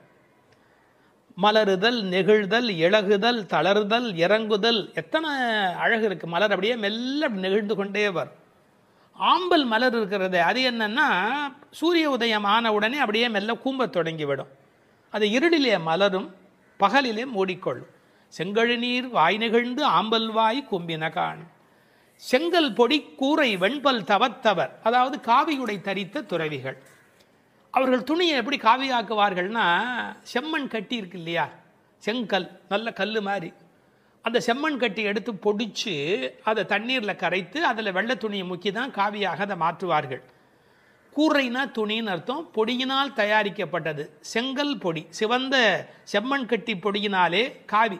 பழைய காலத்திலையும் பொங்கலுக்கு முன்பு எல்லார் வீட்லேயும் காவியும் வெள்ளையும் அடிப்பது என்பது ஒரு வழக்கம் உண்டு. காவி மண் அதை சுற்றி வீட்டில் அடித்து வைப்பார்கள். அப்படிப்பட்ட செங்கல் பொடி கூரை வெண்பல் தவத்தவர். இதில் என்ன ஒரு குறிப்பு இருக்குன்னா, அந்த துறவிகளுக்கு பல்லு விளவிலேன்னு இருக்குன்னு. எதுக்காக இதை சொல்லணும்? பழைய மரபு எப்படின்னு கேட்டால், சமண துறவிகள் பல் விளக்க மாட்டார்கள், அவர்களுடைய பல் அமைப்பு வேறையாக இருக்கும். சைவ வைணவ சன்னியாசிகள் பல் விளக்குவார்கள். அதனால வெண்பல் தவத்தவர், மைல்டு, அந்த வித்தியாசத்தை ரொம்ப அழகாக சட்டிலாக அப்படி சொல்லி கொண்டு போகிற ஒரு அழகு. இதை விட உடல் கூறு பற்றி ஒரு புத்தகம் படித்தேன், அதில் ஒரு குறிப்பு இருக்குது. மனித குல வரலாற்றிலேயே மனிதர்களை ரெண்டாக பிரிக்கிறார்கள், வெள்ளைப்பல் வகையரா மஞ்சள் பகல் வகையரா அப்படின்னு. வேதத்தில், ருக்வேதத்தில் ஒரு ஸ்லோகமே இருக்கிறதா, எங்கள் பல் மஞ்சள் நிறம் அடையாதபடி இருக்கட்டும் அப்படின்னு பிரார்த்தனை செய்வதா ருக்வேதத்தில் ஒரு ஸ்லோகமே இருக்கிறதா. எனவே வெள்ளைப்பல்லுடைய துறவிகள் தங்கள் திருக்கோயில் செங்கிடுவான் போதந்தார். சைவ வைணவ சன்னியாசிகள்னு சொல்லணும், ரொம்ப வலிந்து சில பேர் வைணவ சன்னியாசிகள் மட்டுமே என்று சொல்வார்கள்.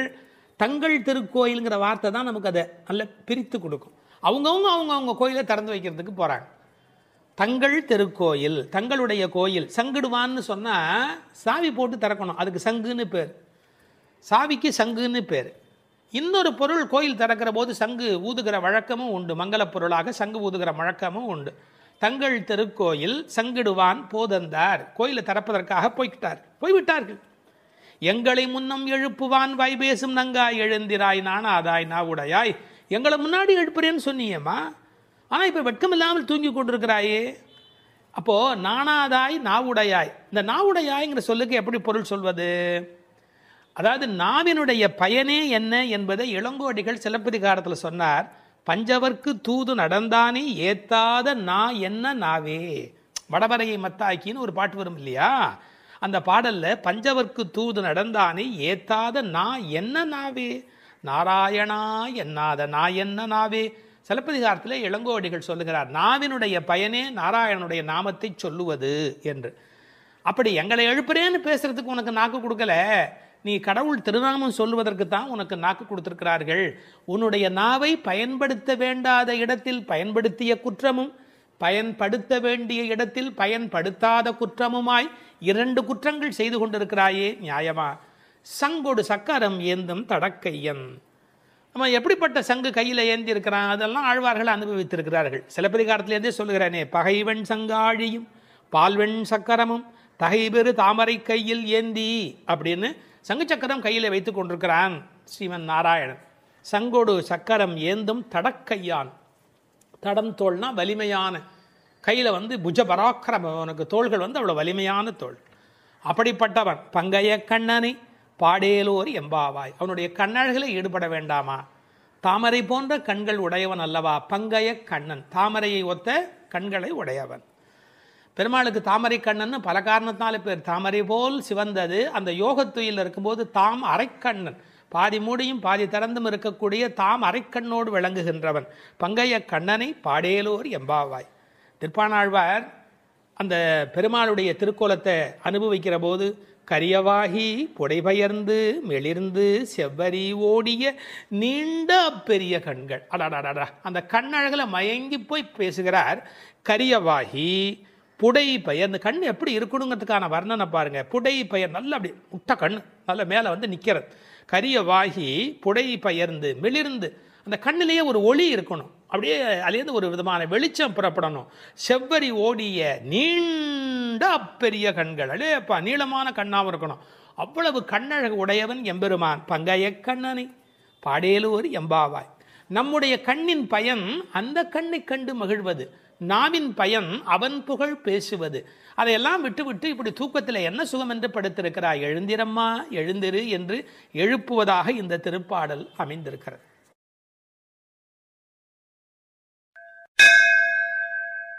15வது பாடல். முதல் 5 பாடல் பாயிரமாகவும் அடுத்த 10 பாடல்கள் உறங்குவோரை எழுப்புவதாகவும், அந்த உறங்குவோரை எழுப்புவதாக பாடுவதே 10 ஆழ்வார்களை குறிப்பதாகவும் வைணவத்தில் உரை சொல்வது மரபு. இந்த 15வது பாடலில் இளங்கிளியை எழுந்து வா என்று அழைக்கிறாள். எல்லே இளங்கிளியே இன்னம் உறங்குதியோ. இது உரையாடல் பாவத்தில் அமைந்திருக்கிற ஒரு பாடல். எல்லே இளங்கிளியே இன்னம் உறங்குதியோ, சில்லென்று அழையேன் மின்னங்கமீர் போதருகின்றேன். வல்லை உன் கட்டுரைகள் பண்டே உன் வாயறிதும், வல்லீர்கள் நீங்களே நானேதான் ஆயிடுக. ஒல்லை நீ போதாய் உனக்கென்ன வேறுடையை, எல்லோரும் போந்தாரோ போந்தார் போந்து எண்ணிக்கொள். வல்லானை கொன்றானை மாற்றாரை மாற்றழிக்க, வல்லானை மாயனை பாடேலோர் எம்பாவாயே. உரையாடலாக அமைந்திருக்கிற பாடல். இப்பாடலில் எழுப்பப்படுகிற பெண்ணும் சற்று வாய்த்துடுக்கானவள். இவளது தோழிகள் அதனை அறிவார்கள். அதனால் பாடல் முழுவதுமே உரையாடல் அமைப்பிலேயே ஓடிக்கொண்டே இருக்கிறது. எனவே நேரடியாக பாடலை நாம் சிந்திப்போம். எல்லே இளங்கிளியே, உள்ளே உறங்குபவள், வெளியே எழுப்புகிறவர், இருவருக்கும் நடக்கும் உரையாடலில் ஒருவரையொருவர் தாக்கியும் கேலி பேசியும் பிறகு உள்ளுறங்குபவள் பணிந்து போவதுமாக பாடலுடைய அமைப்பு அமைந்திருக்கிறது. இல்லே என்று அழைப்பது பாண்டி நாட்டுக்கு உரிய ஒரு பழக்கம். எல என்பது போல ஒரு சொல் அங்கு ஒலியாக அமைந்திருக்கிறது. அது இகழ்ச்சி குறிப்பு என்றும் பொருள் சொல்லுகிறார்கள், வியப்பு என்றும் பொருள் சொல்லுகிறார்கள். இவ்வளவு பொழுது பிடிந்துமா தூங்குகிறாய் என்ற வியப்பு அந்த எல்லே என்பதில் அடங்கி இருப்பதாக பொருள் கொள்ளுகிறார்கள். திருநெல்வேலி பக்கத்தில் பாண்டி நாட்டில் ஏட்டி என்று பெண்களை கூப்பிடுகிற ஒரு பழக்கம் உண்டு.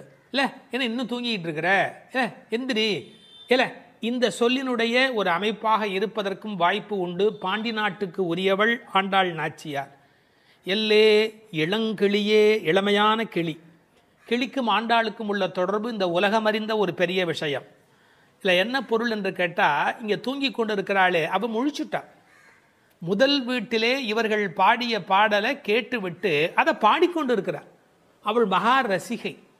அந்த முதல் வீட்டில் என்ன பாடினார்களோ அந்த பாடலை வேற இப்போது இனிமையாக பாடிக்கொண்டிருக்கிறார். அப்போ இவர்களுக்கு எவ்வளவு கோபம் வரும்.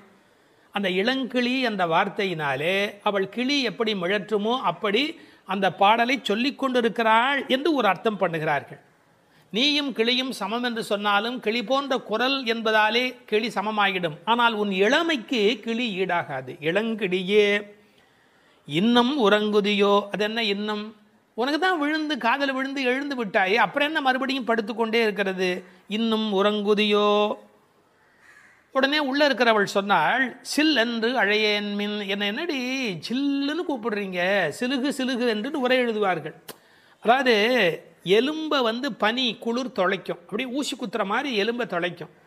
அது மாதிரி உங்கள் சொல் என் எலும்பை தொலைக்கிறது. எப்படி சிலீர் என்று பனி போய் எலும்பை தொலைக்குமோ அப்படி உங்கள் வார்த்தை என்னை தொலைக்கிறது. சில்லென்று அழையேன் மின், என்ன அப்படி கூப்பிடாதீர்கள் என்று சொல்லுகிறார். நங்கைமீர். நங்கைமீர் என்றால் பூரணமான தன்மை உடையவர்கள், நீங்களெல்லாம் பூரணர்கள். அப்படி இருக்கிற நீங்கள் என்னை போய் இப்படியெல்லாம் சொல்லலாமா? இந்த வார்த்தையை கேட்டு என்னால் எப்படி சகித்து கொள்ள முடியும்? என்னால் முடியாது என்று. இவர்கள் என்ன சொல்லுகிறார்கள், நீ கிருஷ்ணனை அனுபவித்து கொண்டு படுத்திருக்கிறாய். அவ என்ன நினைக்கிறா, அந்த கிருஷ்ணானுபவத்தில் இவர்கள் அழைப்பதே இடையூறாயிற்றுன்னு நினைக்கிறாளோ என்று ஒரு பொருள் சொல்வார். அதுக்கு நீங்கள் யாரும் நினைத்து பார்க்க முடியாத ஒரு உரை வைணவத்தில் ஒரு அற்புதம். பெருமாள் கோயிலில் போய் உட்கார்ந்துருக்கிறோம், ஒரு நல்ல காலட்சேபம் கேட்டுக்கொண்டிருக்கிறோம். அருமையாக ஒரு மனிதர் பாசுரத்துக்கு வியாக்கியானம் சொல்லி கொண்டிருக்கிறார். அப்போது அந்த கோயிலுக்கு உள்ளே இருந்து பலிமூர்த்தி அது வெளியில் டம் டம் டம் என்று ஒலி எழுப்பு கொண்டு வந்தால், இங்கே நல்ல காலட்சேபம் கேட்பதற்கு அந்த பெருமாள் எழுந்தருளுவதே கொஞ்சம் லேசாக ஒரு ஒரு ஒரு அசௌகரியமாக தெரியாதா? இது என்னுடைய வார்த்தை அல்ல. திருவரங்கத்தில் சந்திர புஷ்கரிணி கரையில் திருப்புன்னை மரத்தின் கீழே பெரியோர்கள் பலர் கூடி திருவாய்மொழி அர்த்தானுசந்தானம், அர்த்தத்தை அனுசந்தானம் பண்ணி கொண்டிருக்கிறது. அர்த்தானுசந்தானம் பண்ணி கொண்டிருக்கிற போது பலி சாதிக்க செல்வர் எழுந்தருளியது, அந்த மூர்த்தி எழுந்தருளியது அவர்களுக்கு அசகியமாக இருந்தது. அதாவது ரசிக்க முடியாததாக இருக்கிறது, அதை ஏற்றுக்கொள்ள முடியாததாக இருக்கிறது. உற்சவமூர்த்திகளில் ஒருவர் எழுந்து வருகிறார். இந்த காலட்சேபம் கேட்டுக்கொண்டிருக்கிற போது அதுவே அசௌகரியமாக அவர்களுக்கு தெரிகிறது. கொஞ்சம் யோசிச்சு பாருங்க. அது மாதிரி இவள் அனுபவித்துக் கொண்டிருக்கிறாள் கண்ணனை. இவங்க வாசல்லேருந்து கூப்பிடுறது அனுபவத்துக்கு தான் கூப்பிடுகிறார்கள், ஆனால் அதுவே ஒரு மாதிரி சில்லுன்னு கூப்பிடுற மாதிரி இருக்கிறதா. இவர்கள் பேச்சு கிருஷ்ணனை மனத்தால் அனுபவிக்கும் சுகத்திற்கு இடையூறு ஆயிற்று. அதனால் அவன் சொன்னான், நங்கை மீர் பூரணமான நீங்கள் என்னை இப்படி அழைக்காதீர்கள். போதருகின்றேன், வந்து விட்டேன், வர்றேன் வர்றேன், இதை வந்துடுறேன் அப்படின்னு. சில பேர் வர்றேன் வர்றேன்னு சொல்வார்களே ஒழிய சொல்லியே காலத்தை ஓட்டி கொண்டிருப்பார்கள், வரமாட்டார். கண்ணனை யசோதை அழைக்கிறா, போதர் கண்டாய் இங்கு போதர் கண்டாய், போதரேன் என்னாதே போதர் கண்டாய். இந்த வர்றேன் வர்றேன்னு சொல்லி டயத்தை எடுத்துக்காதே. போதர் கண்டாய் இங்கு போதர் கண்டாய், போதரேன் என்னாதே போதர் கண்டாய். பெரியாழ்வார் திருமொழியில் வருகிறது. சில பேர் வீட்டில் புறப்படும் போது மனைவியை கிளம்பலையா வரலையா அப்படின்னு கேட்பார்கள். அந்த அம்மா ஒரு பதில் சொல்வார்கள், 5 நிமிஷத்தில் வர்றேன்னு அரை மணி நேரமாக சொல்கிறேனே உங்களுக்கு புரியலையாம்பாங்க. 5 நிமிஷத்தில் வர்றேன்னு அரை மணி நேரமாக சொல்கிறேனே உங்களுக்கு புரியலையா அப்படின்னு. அது மாதிரி வர்றேன் வர்றேன்னு சொல்லியே காலத்தை கடத்தி கொண்டிருக்கிறாள். போதருகின்றேன். உடனே வெளியில் இருக்கிறவங்களாம் சொன்னாங்க, வல்லை உன் கட்டுரைகள் பண்டே உன் வாயறிதும், நீ வாயாடி, எங்களுக்கு தெரியாதா உன்னை பற்றி, நீ என்ன பேச்சு பேசுவேன், இட்டு கட்டி பேசுறது ரொம்ப கெட்டிக்காரி. அதாவது நடக்காது நடந்ததா சொல்கிற மாதிரி வர்றேன் வர்றேன்னு சொல்கிறிய ஒழிய நீ கிளம்ப மாட்டேங்கிற. கட்டுரைகள், கட்டி உரைத்தல் கட்டுரை, வல்லை உன் கட்டுரைகள், அதில் நீ ரொம்ப கெட்டிக்காரி, வாயாடி இட்டுக்கட்டி சொல்கிறதுல ரொம்ப கெட்டிக்காரி. பண்டே உன் வாய் அறிதம், உன் வாய் என்னன்னு எங்களுக்கு அப்போவே தெரியும், முன்னமே உன் வாயை தெரியும். இப்போ உள்ளே இருந்த பெண்ணுக்கு அழுக வந்து கொடுத்து, தன்னை வெளியில் இருக்கிறவங்களாம் இப்படி பேசினார்கள். ஒன்று வல்லீர்கள் நீங்களே, என்ன வாயாடின்னு சொல்லாதீங்கடி, நீங்கள் தான் வாயாடிங்க, வல்லீர்கள் நீங்களே. இப்போது வெளியில் இருப்பவர்களுக்கும் உள்ளே இருப்பவர்களுக்கும் இடையில அந்த மோதல் வெடிக்கிறது. ஆனால் உள்ளே இருக்கிற பெண் பாருங்க, முதல்ல ஒரு வார்த்தை சொல்லிட்டா, என்ன வாயாடின்னு சொல்கிறீங்க, நீங்கள்லாம் தான் வாயாடி அப்படின்னு கோவத்தில் பேசினவ ஒரு செகண்டுக்குள்ளே தன்னை பற்றி யோசிச்சுட்டு நானே தான் ஆகிடுகிறேன். ஆஹா, இதுதான் ஸ்ரீ வைஷ்ணவ லட்சணம் என்று சொல்வார்கள். அதனால தான் அழகிய மணவாள பெருமாள் நாயனார் திருப்பாவை ஆகிறது இப்பாட்டு இரே என்று எழுதி வைத்தார். அது ஏன் இந்த பாட்டுக்கு அவ்வளோ சிறப்பு? ஸ்ரீ வைஷ்ணவர்கள் தவறு இன்னொருவருடையதாக இருந்தாலும் கூட பண்பு நலன் கருதி அது என் தப்பாவே இருந்துட்டு போட்டோம் அப்படின்னு பரதாழ்வானை போல ஒப்புக்கொள்கிற பண்பு இருக்கணுமா. வல்லீர்கள் நீங்களே, நீங்கள் தான் வாயாடின்னு வெளியில் இருக்கிறவங்கள பார்த்து சொன்னவ நானே தான் ஆயிடுக, நான் தான் அந்த வாயாடியாக இருந்துட்டு போகிறேன், என்னை விடுங்கடி, நானே தான் ஆயிடுக அப்படின்னு. இதை எப்படி அனுபவிப்பார்கள்? இதை விளக்குவதற்காகவே ஆண்டாள் உரையாடல் பாணியில் இந்த பாடலை எழுதுகிறார். ஏன் இதை வெறுமனை நீதி போதனை மாதிரி பாகவதர்கள் அடங்கி இருக்க வேண்டும்னு சொல்லக்கூடாதா அப்படின்னா, இந்த உரையாடல் இருக்கிற போது அதில் கிடைக்கக்கூடிய அந்த ஒரு சுகம் இருக்கு இல்லையா, ஏன் அனுஷ்டான ரூபமாக அது கிடைக்கும், உபதேச ரூபமாக இல்லாமல், யாரோ அறிவுரை சொல்லுகிற உபதேசமாக இல்லாமல் பின்பற்றுதல் என்கிற அனுஷ்டான ரூபமாக கிடைப்பதற்காக உரையாடல் பாணியில் இதை ஆண்டாள் நாச்சியார் கொண்டு போகிறாள். சரி, இப்போ அடுத்த கேள்வி கேட்டார்கள், வெளியில் நிற்கிறவங்கலாம் அப்போ பக்தியோட ஆமாமா நாங்கள் தான் வாயாடின்னு ஒத்துக்கக்கூடாதா? அப்போ ஒத்துக்கிட்ட பிறகாவது மன்னிப்பு கேட்கக்கூடாதா? அப்போ வெளியில் இருக்கிறவங்களுக்கெல்லாம் ஸ்ரீ வைஷ்ணவ லட்சணம் இருக்க வேண்டாமா? அப்படி வியாக்கியானத்தில் ஒரு வரி எழுதினார்கள், உலகத்தில் உத்தம அதிகாரிகள் பல பேர் கிடைப்பது அரிது, 1-2 பேர் தான் கிடைப்பாங்க. சரி, தவறை ஒத்துக்கிறதுலேயே எத்தனை வகை? முதல் விஷயம், செய்த தவறை ஒப்புக்கொள்ள மறுப்பார்கள், இது முதல் வகை. 2, சிரமப்பட்டு ஒப்புக்கொள்வார்கள், ரொம்ப கஷ்டப்பட்டு இது தப்புங்கிறத ஒத்துக்கொள்வார்கள். 3, முதல்ல சொன்னதுக்கெல்லாம் பிறகு மறுக்காமல் அதை ஒப்புக்கொண்டு விடுவார்கள். அப்புறம் இதெல்லாம் தப்பு செஞ்சவங்க ஒத்துக்கிறது, தப்பே செய்யவில்லை அவங்க ஒத்துக்கிறது கஷ்டப்படுவாங்களா இல்லையா? நான் தான் செய்யலையே, நான் ஏன் ஒத்துக்கணும் அப்படின்னு கேட்பாங்க இல்லையா? செய்யாத ஒன்றை ஒப்புக்கொள்வது என்பது மிக மிக மிக உயர்ந்த ஒரு பெரிய உயர்ந்த நிலை. இதை இந்த பெண் ஏற்றுக்கொள்கிறாள், நானே தான் ஆயிடுக அப்படின்னு. இதுக்கு வியாக்கியானம் பண்ணும்போது சொல்வார்கள், இப்போது ஒரு உபன்யாசம் ஆரம்பிக்கிற ஒருவர் ரொம்ப பணிவா, அடியேன் அறிவு குறைந்தவன்னு சொல்லி பணிவாக ஆரம்பிப்பார்.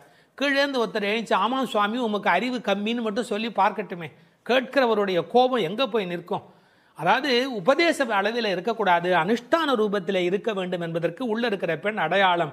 அதனால் இந்த பாடல் தான் ஸ்ரீ வைஷ்ணவ லட்சணம் என்று எழுதுவார்கள். அப்புறம் உடனே வாசல் இருக்கிறவங்க ஆரம்பிச்சாங்க, ஒல்லை நீ போதாய் உனக்கென்ன வேறுடை. இப்போ மறுபடியும் சீன்றாங்க. அவள் பணிஞ்சு போனதுக்கு அப்புறமும் உள்ள இருக்கிறவள் பணிந்த பிறகும் கூட, என்ன வெறும் வாய்ப்பேச்சா, வா வெளியில வா, உனக்கென்ன வேறுடைய, நீ என்ன தனியாக அனுபவிக்கிறியா அப்படின்னு. எதுக்காக மறுபடியும் சீன்றாங்க? அவள் தான் பணிஞ்சு போயிட்டாளே அப்படின்னு. இவன் நிஜமாவே பணிஞ்சுட்டாளா இல்லையா அப்படிங்கிறத பார்க்கறதுக்காக. அவன் நிஜமாவே பணிஞ்சுட்டா, அதில் தோற்று போகிறா பாருங்க. ஒரு வார்த்தை எழுதுவார்கள், தோற்றவர்கள் வென்றார்கள் என்று பொருள். சாரி அப்படின்னு சொல்றது உதட்டிலேருந்து வரக்கூடாது, உள்ளத்திலேருந்து வரணும். அப்படி ஒல்லை நீ போதாய் உனக்கென்ன வேறுடைமை என்று கேட்டபோது கூட என்ன கேட்டா, எல்லாரும் வந்தாரோ, எல்லாரும் போந்தாரோ, எல்லாரும் வந்துட்டாங்களா அப்படின்னு. ஏன் எல்லாருமா சேர்ந்து போகிற சம்பந்தம் ரொம்ப முக்கியம். இதுக்கு ஒரு உதாரணம் எழுதுவார்கள். கூரத்தாழ்வான் ஸ்ரீரங்கத்துக்கு போகிறார், பார்வை இழந்ததுக்கு பிறகு அங்கே வாசலில் இருக்கிறவன் சொல்கிறான், ராமானுஜரோடு சம்பந்தப்பட்டவர்கள் உள்ளே போக முடியாது, நீர் போகக்கூடாது அப்படின்னு. அப்போ இன்னொரு காவலன் சொன்னான்னா, நீர் நல்லவர், விரோதிகள் இல்லாதவர், பரவாயில்ல, நீர் போய் பெருமாளை தரிசனம் பண்ணும் அப்படின்னு. அப்போ கூரத்தாழ்வான் ஒரு வார்த்தை சொல்கிறார். என்ன சொல்கிறார்? ஆச்சாரிய சம்பந்தம் அறுத்து கொண்டு பகவத் சம்பந்தமா நமக்கு வேண்டாம். என்னுடைய ஆச்சாரியனுடைய சம்பந்தத்தை விட்டுட்டு போய் நான் பகவத் சம்பந்தம் கொண்டாடணுமா? வேண்டியதில்லை அப்படின்னு. இந்த உரையை எடுத்துக்கொண்டு எல்லோரும் போந்தாரா, எல்லாரும் வந்துட்டாங்களா, யாரும் விட்டு போலையே. உண்மையான ரிலிஜன் எங்க இருக்கு தெரியுமா? எல்லாரும் நல்லா இருக்கணும் அப்படிங்கிற கருத்தில் சமயத்தின் உண்மை லட்சணத்தை வெளிப்படுத்தினார்கள். வல்லானை கொன்றானை, வல் பிளஸ் ஆனை, மிக கொடூரமாக வந்த குவாலய பீடம் என்ற யானையை கொன்றவனை, மாற்றாரை மாற்றழிக்க வல்லானை, எதிரிகளுடைய எதிரித்தன்மையை அழிப்பவனை அல்லது எதிரிகளையே அழிப்பவனை, மாற்றாரை, மாற்றார்னா எதிரிகள், மாற்றழிக்க வல்லானை. வல்லானைனா இது ஆண்பால், முதல் வல் பிளஸ் ஆனை, அது யானையை குறிப்பது. மாயனை பாடேலோர் எம்பாவாய், மாயத்தில் வல்லவனை பாடுவோம் என்று இந்த பாடல் நிறைவு பெறுகிறது. 16ஆம் பாட்டு நாயகனை எழுப்பும் நடுநாயகமான பாட்டு. நாயகனாய் நின்ற நந்தகோபனுடைய கோயில் காப்பானே, கொடித்தோன்றும் தோரண வாயில் காப்பானே, மணிக்கதவம் தாழ்த்திரவாய், ஆயர் சிறுமியரோமுக்கு அரை பறை மாயன் மணிவண்ணன் நென்னரே வாய் நேர்ந்தான், தூயோமாய் வந்தோம் துயில் எழப்பாடுவான், வாயால் முன்னம் முன்னம் மாற்றாதே அம்மா நீ, நேய நிலைக்கதவம் நீக்கேலோர் எம்பாவாய். ஆயர்பாடியின் தலைவனாய் விளங்குகின்ற நந்தகோபரின் அரண்மனையை காவல் செய்கின்றவரே, கொடி பறக்கின்ற தோரண வாயிலை காத்து நிற்பவரே, அழகிய அரண்மனை கதவுகளை திறந்து எங்களை உள்ளே அனுமதிக்க வேண்டும். நாங்கள் ஆயர் சிறுமிகள், எங்களுக்கு நோன்புக்கு அங்கமான பறையை தருவதாக நேற்றே எங்கள் கண்ணன் வாக்களித்திருக்கிறார். அதனை பெறுவதற்கு என்றே தூய்மையாக அவனுக்கு பள்ளி எழுச்சி பாடுவதற்காக நாங்கள் வந்திருக்கிறோம். உன் வாயினால் மறுத்து சொல்லிவிடாதே. நிலையுடன் பொருந்தி இருக்கின்ற கதவை உன் கைகளால் திறந்து வழிபட வேண்டும். பொதுவாக முறையறிந்து செல்ல வேண்டும் என்பது விதி. பெரிய பதவியில் இருப்பவர்களை நெருங்க வேண்டுமென்றால் அவர்களது அணுக்கத் தொண்டர்களை முதலில் நெருங்கி அவர்கள் மூலம் நெருங்குவதே நல்லது என்கிற அபிப்பிராயத்தில் நாயகனாய் நின்ற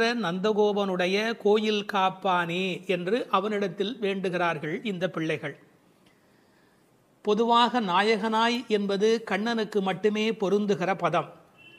என்றாலும் கண்ணனுடைய தகப்பனார் என்பதனாலே இவருக்கும் அந்த மரியாதை பொருந்திற்று.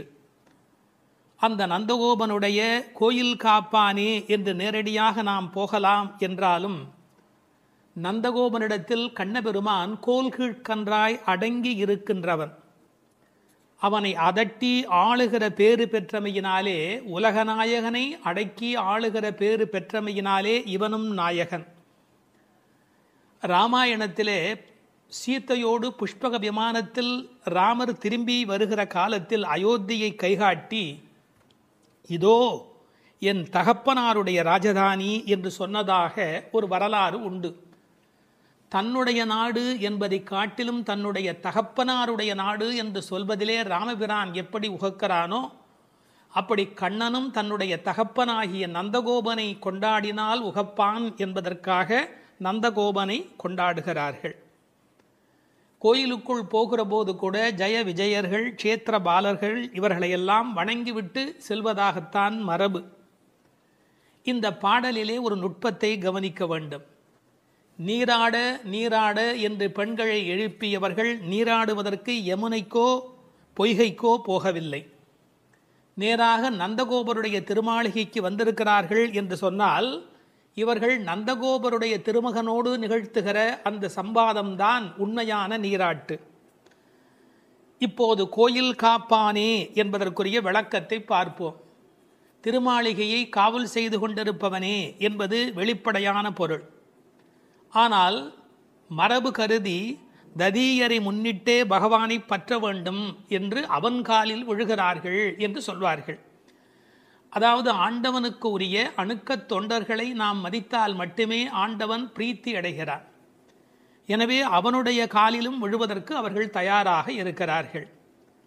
அவனுடைய மாளிகையிலே தோரண கொடி நாட்டப்பட்டிருக்கிறது, அடையாளம். அது எந்நேரத்தில் வந்தாலும் இது நந்தகோபன் திருமாளிகை என்று தெரிவதற்கு ஏற்ப தோரணமும் கொடிவாயிலும் அங்கே துலங்குகிறது.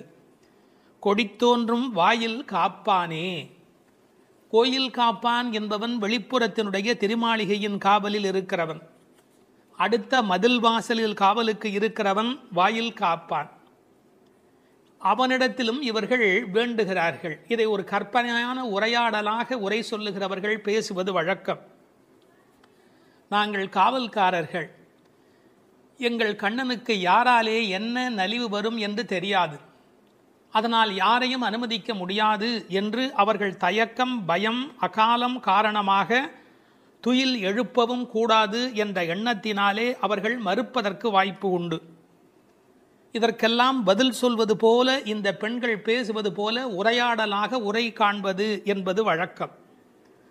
விஸ்வாமித்திரர் ராமனை எழுப்பவில்லையா? கௌசல்யா சுப்ரஜா ராமபூர்வா சந்தியா பிரவர்த்ததே என்று திருப்பள்ளி எழுச்சி சுப்பிரபாதம் பாடவில்லையா? அது மட்டுமல்ல, ஆழ்வாரும் பாடுகிற போது அரவணை ஆயரேரே அம்மமுன்ன துயில் எழாயே, சாப்பிடவாப்பா, அரவணை ஆயர் ஏரே அம்மமுன்ன துயில் எழாயே என்று எழுப்பினார் அல்லவா? அரங்கத்தம்மா பள்ளி எழுந்தருளாயே என்று எழுப்பவில்லையா? எனவே துயில் எழுப்புவதற்கு முன்னுதாரணங்கள் உண்டு என்று பொருள் கொள்ள வேணும். அது மட்டுமல்ல, உண்மையிலேயே உறங்குவோரை எழுப்புவது வேண்டுமானால் அபசாரமாக இருக்கலாம். ஆனால் உறங்குவது போல் யோக நித்திரை கொள்ளுகிறவரை எழுப்புவது அவர்களுக்கு உபகாரம். யார் வந்து அழைப்பார்களோ, யாராலே யாருக்கு என்ன நலிவு வருமோ, நாம் போக வேண்டி இருக்குமே என்று செவிதீட்டி பெருமாள் படுத்திருக்கிறார். அரங்கன் படுத்திருப்பதை செவிதீட்டி பெருமாள் படுத்திருக்கிறார் என்று உரை எழுதுவார்கள். யார் கூப்பிடுவார்களோ என்று காத்திருக்கிறார். அப்படி இருக்கிற போது அவனை பள்ளி எழுப்புவது உபகாரம் தானே, அபசாரம் அல்லவே. மணிக்கதவம் என்று கதவை கொண்டாடுகிறார்கள். உரையாசிரியர்கள் சொல்கிறார்கள், புகுவாரை தன் அழகாலே கால் கட்டும் கதவு. அந்த கதவை தாண்டி போகிறவர்கள் ஒரு வினாடி அதை பார்த்து ரசிக்காமல் போகவே முடியாது. மாடியிலே ரொம்ப தூரம் ஏறி போகிற இடத்திலே பெரிய கண்ணாடி வைத்திருப்பார்கள். மாடிப்படிகள் ஏறுகிற இடத்துல யாரா இருந்தாலும் நின்று ஒரு வினாடி தன் உருவத்தை பார்த்து விட்டுத்தான் போவார்கள். இது மனித உலகியல். அதுபோல் ஒரு வினாடி நிறுத்தக்கூடிய வலிமையுடைய அந்த கண்ணாடியை போல இந்த கண்ணாடி கதவு, அதை பார்த்தால் ஒரு வினாடி நின்று கால் கட்டும் கதவு. இந்த பெண்கள் என்ன சொல்லுகிறார்கள்? ஆயர் சிறுமியோரோமுக்கு, அதாவது வாசல் காப்பவன் சொல்லலாம், எவ்வளவு பேராலே கண்ணனுக்கு ஆபத்து தெரியுமா, அதனால் நாங்கள் காவல் காத்து கொண்டிருக்கிறோம். ராமனுக்கு சூர்பனகினாலே ஆபத்து வந்தது, கிருஷ்ணனுக்கு பூதனையினாலே ஆபத்து வந்தது. இந்த பெண்கள் சொல்லுகிறார்களாம், நாங்கள் என்ன சூர்பனகையா, பூதனையா? ஆயர் சிறுமி, வெரி இன்னசென்ட் கேர்ள்ஸ், எந்த விதமான சூதுவாதம் தெரியாத ஆயர்குல பெண்கள், நாங்கள் சிறுமியர். இதில் ஒரு பெரிய ஆச்சரியம், இந்த பெண்கள் ஏன் ஒருவரை எழுப்பிக் கொண்டு இப்போது வந்தார்கள் என்பதை நாம் புரிந்து கொள்ள வேண்டும். உரையாடுவதற்கு தயக்கமும் மயக்கமும் மிக்கவர்கள் கூட கூட்டமாக வந்து விட்டால் துணிவும் வீரமும் தானாகவே தோன்றிவிடும். அது மட்டுமல்ல, இன்றும் உலகியலில் தனி மனிதர்களை காவலர்கள் அலட்சியமாக கையாளுவது என்பது பழக்கம். ஆனால் கூட்டமாக வருகிறார்கள் என்றால் காவலர்கள் அடங்கி போய் விடுவார்களே ஒழிய அலட்சியமாக கையாள மாட்டார்கள். எனவே இந்த சிறுமியர்கள் ஒரு கூட்டமாக வந்திருக்கிறோம் என்பதை ஆயர் சிறுமியோருமுக்கு என்று அவர்கள் விளக்குகிறார்கள்.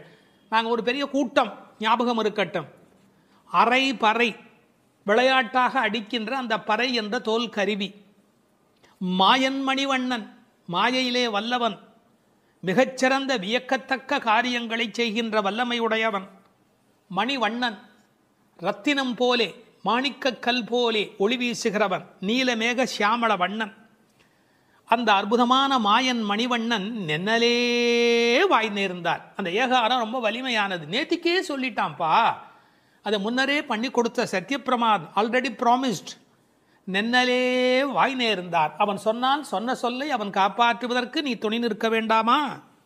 தூயோமாய் வந்தோம் துயில் எழப்பாடுவான். என்ன தூய்மையாக வந்ததுகள்? இந்த பெண்கள் குளிக்கலே, அப்புறம் எப்படி தூய்மை என்று சொல்ல முடியும்? வெளியிலே இருக்கிற அழுக்கை விட உள்ளே இருக்கிற அழுக்கு இல்லாமல் இருப்பதுதான் தூய்மை. திருவள்ளுவர் எழுதுகிறார், புறம் தூய்மை நீரால் அமையும், ஆனால் அகம் தூய்மை வாய்மையால் காணப்படும் என்று எழுதினார். எனவே புறத் தூய்மை என்பது கூட முக்கியம் அல்ல, அகத்தூய்மை என்பதுதான் முக்கியம். இவர்கள் உள்ளத்தில் தூய்மை உடையவர்கள். எனவே தூயோமாய் வந்தோம், துயில் எழப்பாடுவான். இந்த இடம்தான் மிக முக்கியம். கண்ணனை துயில் எழுப்புவதற்காக நாங்கள் இங்கே வந்திருக்கிறோம் என்று அவர்கள் சொல்கிறார்கள். கடவுள் எங்கேயோ இருக்கிறாரா அவரை எழுப்புவதற்கு? நமக்குள்ளே தான் இருக்கிறார். ஆனால் பல பேர் தனக்குள்ளே இருக்கிற கடவுளை எழுப்பாததால் தான் பாவத்தில் சிக்கிக் கொள்கிறார்கள். எனவே கடவுளை எழுப்புதல் என்பது வெளியில் நடக்கிற காரியம் அல்ல, உள்ளே கடவுளை எழுப்புவது என்பது விழிப்புணர்வு பெற்ற பெருநிலைக்கு விளக்கமாக அமைகிறது. இப்போது வாயில் காப்பவனை பார்த்து சொல்லுகிறார்கள், அப்பா நீ அபசகனமாக ஏதாவது சொல்லிவிடாதே, வாயால் முன்னம் மாற்றாதே, முதலில் அபசகனமாக மறுத்து விடாதே. அவர்களது பரபரப்பு, விரைவு, பதற்றம் எல்லாமே இந்த வரியில் வெளிப்படுகிறது. அம்மா நீ, அம்மா என்பது இந்த இடத்தில் அசைச்சொல்லாக இலக்கணத்தில் அமைந்திருக்கிறது. ஆனால் அம்மா என்று இவர்கள் தயவு வேண்டி சொல்லியதாகவும் பொருள் கொள்ளலாம். சரி திறந்து கொண்டு போங்கள் என்ற இரக்கத்தோடு அவன் சொல்ல, கதவு இறுக்கமாக இருக்கிறது, உன்னை விட இறுக்கமாக இருக்கிறது என்று அடுத்த வரியிலே சொல்லப் போகிறார்கள். ஏனென்றால் இந்த ஆயர்பாடியிலே இருக்கிறவர்கள் கண்ணனுடைய பாதுகாப்பு கருதி அப்படி ஒரு இறுக்கமான கதவு, பொதுவாக 2 கதவுகள் சாத்தும்படியாக பெரிய இடங்களில் கோட்டை கதவு, கோயில் கதவு இதையெல்லாம் அமைப்பார்கள். அது 2ம் அப்படியே பொருந்தி இருக்க வேண்டும். நேய நிலைக்கதவம் 2 பொருத்தமாக இருக்கணும். கதவுக்குள்ளே ஓட்டை இருந்தால் பனி, குளிர், பூச்சிகள் எது வேணாலும் உள்ள வரும். எனவே அந்த கதவு எப்படி நெருங்கி இருக்கிறது என்பதை நேய நிலைக்கதவம், கண்ணனை பாதுகாப்பதில் அன்பு காட்டுகிற நிலைக்கதவம் என்று பொருள் கொள்ளலாம். அகருணையான கதவு கூட இத்தனை அன்போடு இருக்கிறது என்று சொன்னால் நாங்களும் நீங்களும் நேயம் மிக்கவர் தானே என்று அந்த வாயில் காப்பவனை பார்த்து சொன்னதாக பொருள். இந்த கதவு தடைப்பட்டு இருக்கிறது என்பதற்கு என்ன பொருள்? எங்களால் திறக்க முடியவில்லை, நீ திறந்து விடு என்று சின்ன பிள்ளைகள் சொல்லுகிறார்கள். நீக்கேலோர் எம்பாவாய். நாம் இறைவனை அடைவதற்கு எத்தனையோ கதவுகள் தடையாக இருக்கின்றன. இந்த கதவுகளை திறப்பது என்பது பெரிய வேலை. ஆணவம், கண்மம், மாயை என்கிற கதவுகள், கர்மவினை, அகங்காரம், கர்மவினையிலே பாவ புண்ணியம் என்ற 2 கதவுகள், அகங்காரம், அமகாரம், யான் எனது என்கிற 2 கதவுகள், இவையெல்லாம் நேய நிலை கதவம். அந்த யான் எனது அவ்வளோ டைட்டாக இருக்கும்.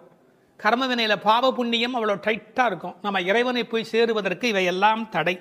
எனவே நேய நிலைக்கதவம் நீக்கேலோர் எம்பாவாய், இந்த இரண்டையும் எங்களுக்கு நீக்கு. கீதையிலே துவந்த நிலை என்று பேசுவான் பகவான்.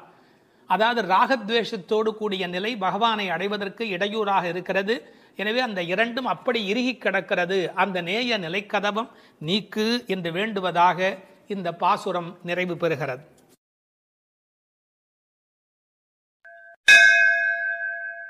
17ஆம் பாட்டு. நந்தகோபருடைய அனுமதி வேண்டி பாடுகிறார்கள்.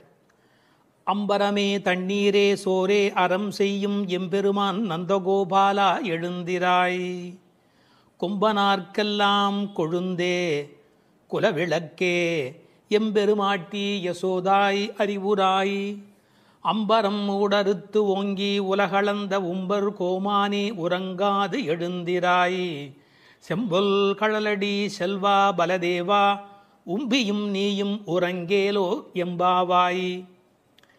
வாயிற்காவலர்கள் அனுமதித்த பின் கோபியர்கள் உள்ளே நுழைகிறார்கள்.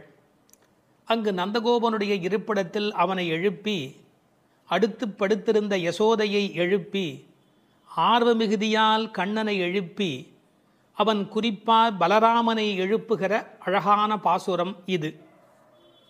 ஆடையையும் நீரையும் உணவையும் வரையறையின்றி தருமம் செய்கின்ற எங்கள் தலைவராகிய நந்தகோபரே பள்ளி எழுந்தருள வேண்டும். பூங்கொம்பு போன்ற ஆயர் பெண்களின் கொழுந்து போன்ற தலைவியே, எங்கள் குலவிளக்கே, எங்கள் இறைவியே, யசோதை அன்னையே எழுந்திருக்க வேண்டும். வாமன அவதார காலத்தில் மாவலியிடம் தானம் பெற்று அளக்கத் தொடங்கி ஓரடியால் பூமியை அளந்து மற்ற அடியால் ஆகாயத்தை ஊடறுத்து வளர்ந்து உலகங்களையெல்லாம் அளந்த தேவர் தலைவனே கண்ணா, உறக்கத்தை விடுத்து பள்ளி எழ வேண்டும். சிவந்த பொன்னாலான வீரக்கழலை அணிந்த திருவடிகளை உடைய பலராமனே, நீயும் உன் தம்பியான கண்ணனும் இனியும் உறங்காது எழுந்து எங்களுக்கு சேவை தர வேண்டும் என்று வேண்டுவது பாடலின் திரண்ட பொருள். அம்பரமே தண்ணீரே சோரே அறம் செய்யும் எம்பெருமான் நந்தகோபாலா எழுந்திராய். இதுவரை 10 பாட்டில் எழுப்ப பெற்றவர்கள் ஆழ்வார்கள், ஆச்சாரியர்கள், வேத வித்துக்கள், ஞான குருமார்கள் என்று நயமான உரை கொள்வார்கள்.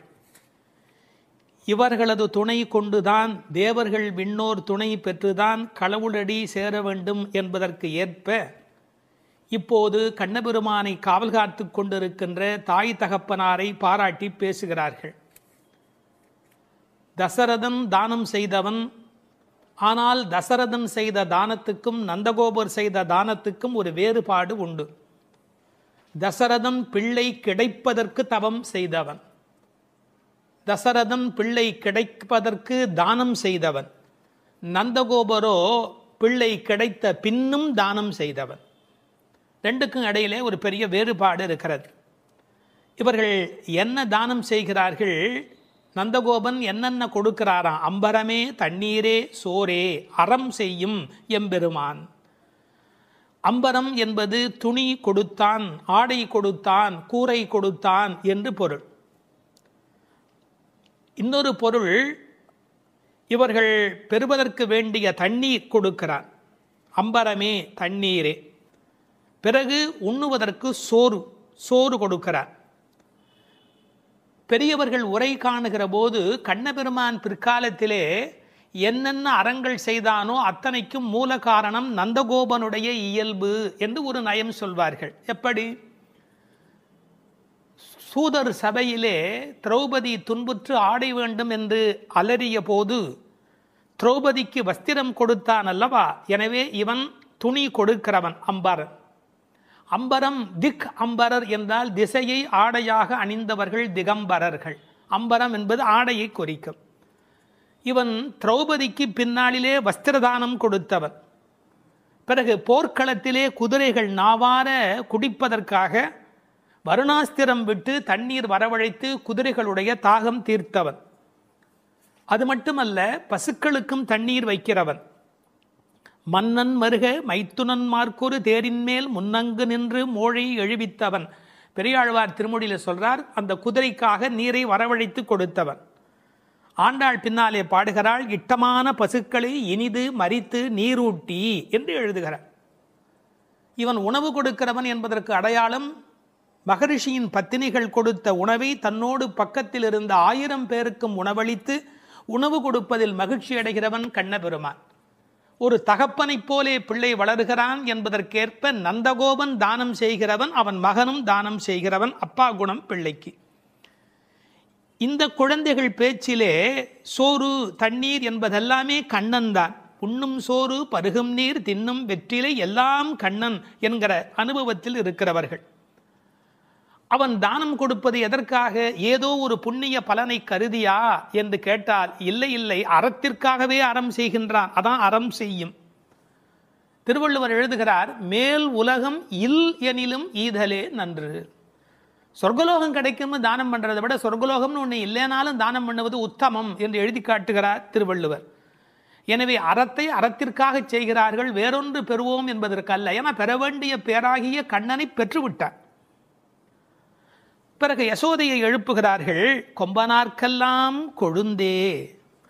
இந்த உலகத்தில் பெண்கள் யாரெல்லாம் பெருமை பெற்றார்களோ அந்த எல்லா பெண்களுக்கும் மேலான கொழுந்தாக விளங்குகின்றவள். ஆயர் குலத்திலே எந்த பெண்ணுக்கு வாட்டம் வரும் என்றாலும் இவள் வாடிப்போவதாலே இவள் கொழுந்து. ஆயர் குலத்து பெண்களெல்லாம் கொடியானால் இவள் கொழுந்து. எம்பெருமாட்டி யசோதாய் அறிவுராய் என்று சொன்னவர்கள் குலவிளக்கே என்று விழித்தார்கள். கொம்பன்னார்க்கு எல்லாம் என்பதை உரை சொல்லுகிற போது ராமருடைய தாயார், அவர்களை விடவும் இவள் மேலே புண்ணியம் செய்தவள். தேவகி என்ற கண்ணனை பெற்றெடுத்தாளே, அவளை விடவும் இவள் புண்ணியம் செய்தவள். இந்த உலகத்திலே பெற்றெடுத்த பெண்கள் யாரெல்லாம் உண்டோ அத்தனை பேரையும் விட பெறாத பெருமை பெற்றவள். அவளே பேசுகிறாள், ஞாலத்து புத்திரனை பெற்றார் நங்கைமீர் நானே மற்றொருவர் இல்லை.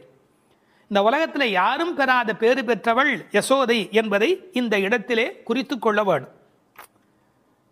அதனால்தான் தேவகி சொல்லுகிற போது சொல்கிறாள், திருவிலேன் ஒன்றும் பெற்றிலேன் எல்லாம் தேவனங்கை யசோதை பெற்றாளே, இந்த பேரெல்லாம் அவள் பெற்றாளே என்று புலம்புகிறாள்.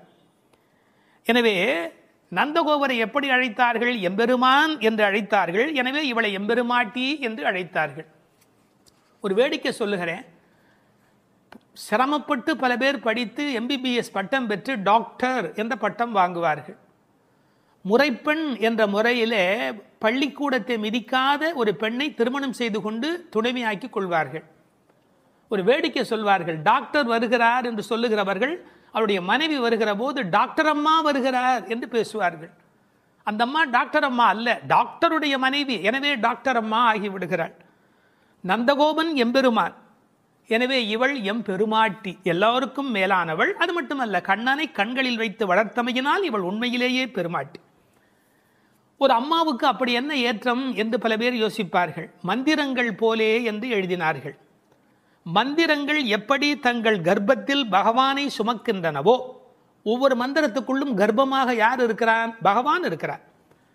மந்திரங்களுக்குள்ளே அவற்றின் கர்ப்பத்தில் எப்படி பகவான் தங்கி இருக்கிறானோ, அப்படி மாதாவின் கர்ப்பத்தில் பிள்ளைகள் தங்கி இருக்கிற காரணத்தினாலே மந்திரங்களைப் போல மாதா மகிமையுடையவள் என்று எழுதி வைத்தார்கள்.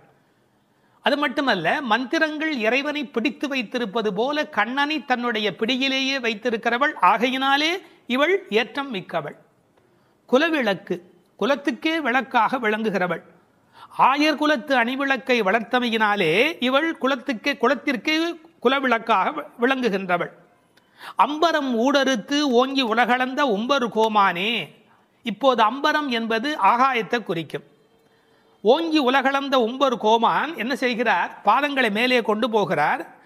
வாமன அவதாரத்தில் இருந்து திருவிக்கிரம அவதாரம் எடுக்கிறார். அப்போது அவருடைய பாதங்கள் நீண்டு கொண்டே போகின்றன.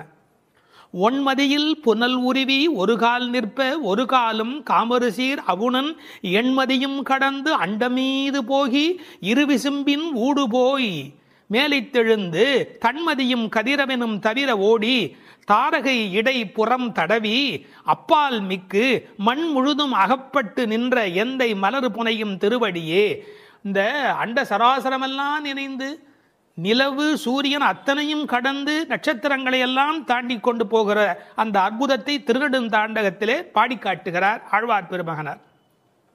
அப்படிப்பட்ட வாமன அவதாரத்தை பல இடங்களில் ஆண்டாள் கொண்டாடி இருக்கிறார். உம்பியும் நீயும் உறங்கேலோர் எம்பாவாய். ஒரு குடும்பத்துக்கு ஒருத்தர் வந்தால் இவர் கால்பட்ட நேரம் விளங்கிற்று என்று மருமகளை கொண்டாடுவார்கள். அதுபோல் பலதேவன் வந்த யோகம், அதன் காரணமாக கண்ணபெருமான் அங்கு வந்து சேர்கிறார். எனவே அவருடைய கால் நலத்தை கொண்டாடுகிறார்கள். உம்பியும் நீயும் உறங்கேல் ஓர் எம்பாவாய் என்று நந்தகோபனுடைய, யசோதையினுடைய, கண்ணபிரானுடைய, பலராமனுடைய சிறப்புகளை இந்த பாடலில் பேசுகிறார்கள். தத்துவார்த்தமாக சொல்லுகிறவர்கள் நந்தகோபர் என்பது ஆச்சாரியனையும், யசோதை என்பது திருமந்திரத்தையும், கண்ணபிரான் என்பது திருமந்திரத்தின் அர்த்தத்தையும், பலராமன் என்பது மந்திரார்த்த சாரத்தையும் குறித்தது என்று கொண்டாடுவார்கள்.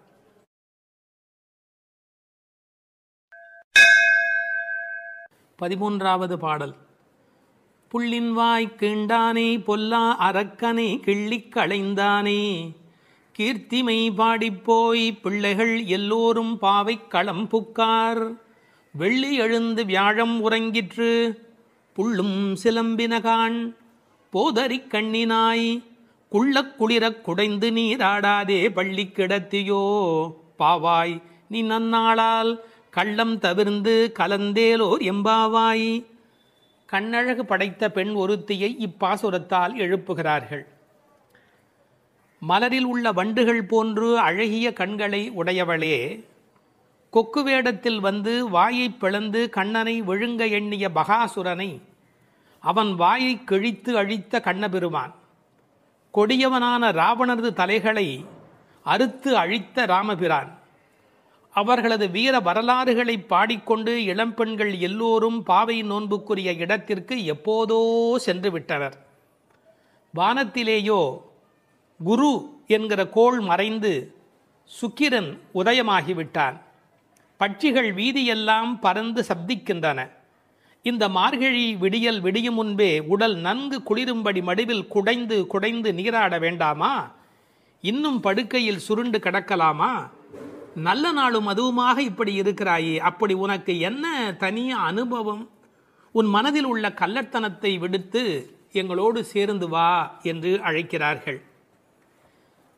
இதை ரசமாக அனுபவிக்கிறவர்கள் முதல் பாடலிலே மனத்துக்கினியான் என்று ராமனை பேசிவிட்டதால் இந்த ஆயர்பாடிக்குள்ளே ஒரு பெரிய விவாத கோலாகலம் ஏற்பட்டு விட்டதாம். அதாவது சர்ச்சை.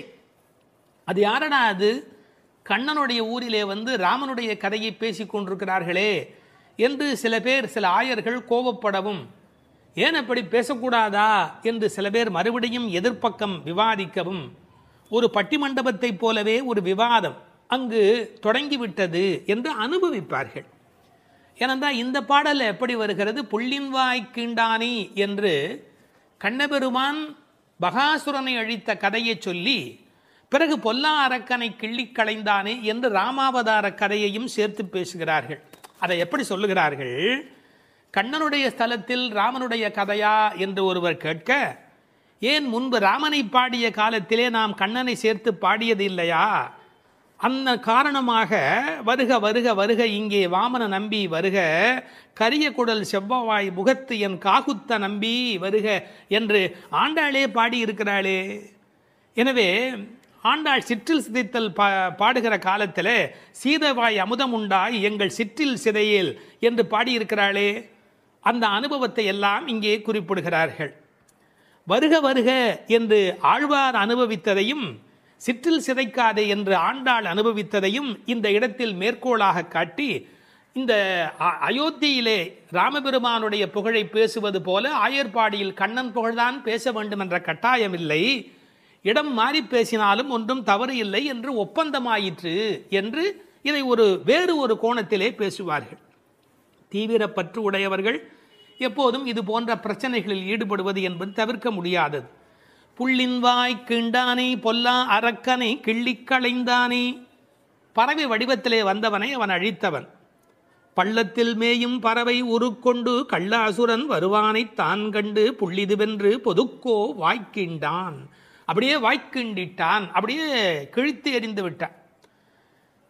அப்படி அழித்த வரலாற்றை சொன்னவர்கள் பொல்லா அரக்கனை கிள்ளிக்களைந்தானே என்று ராவணனை கொன்றதை பேசுகிறார்கள்.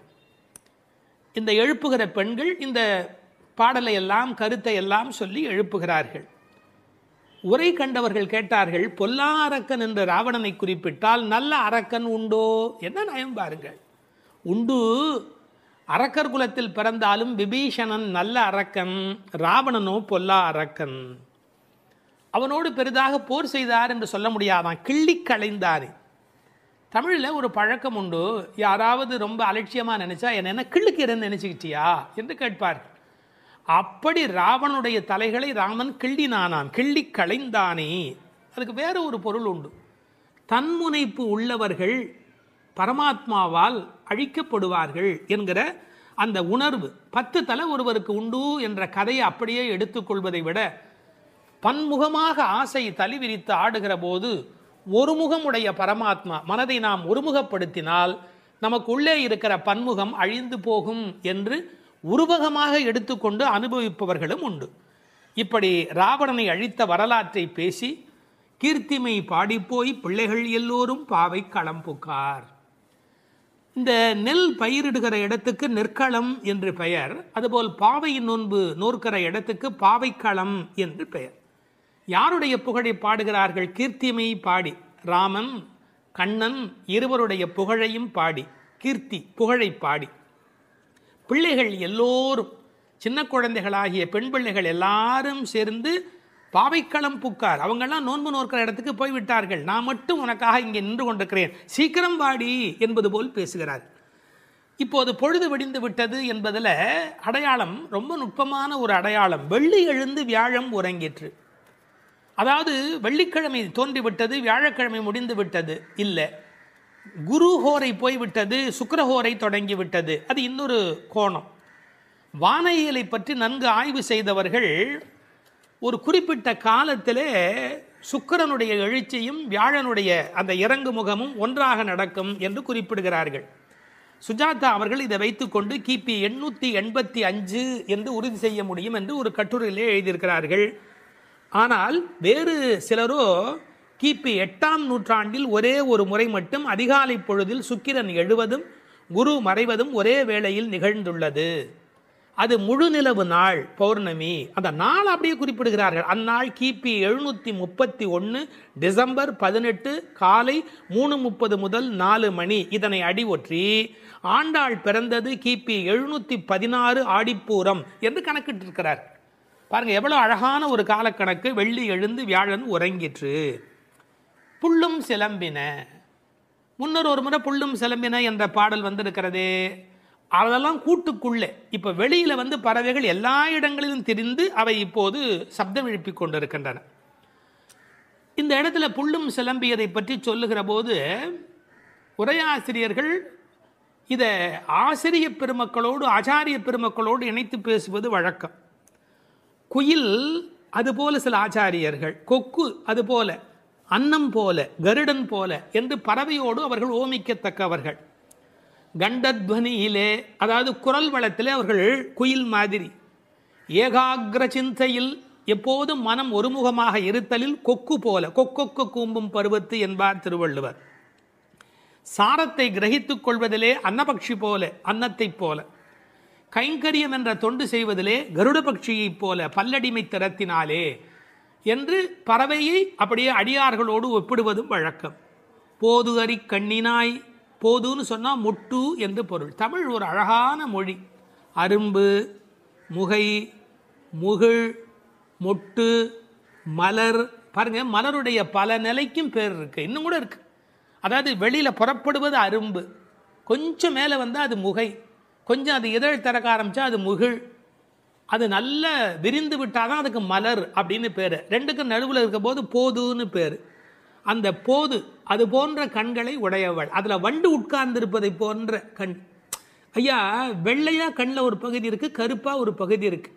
அது வெள்ளையாக இருக்கிற மலர், அதன் மேலே கருப்பாக இருக்கிற வண்டு உட்கார்ந்திருக்கிற தன்மையினை போதறி கண்ணினாய் என்ற ஓமையாக குறிப்பிட்டார்கள். குளிக்கிறது எப்படி குளிக்கணுமா? குள்ள குளிர குடைந்து நீர் ஆடு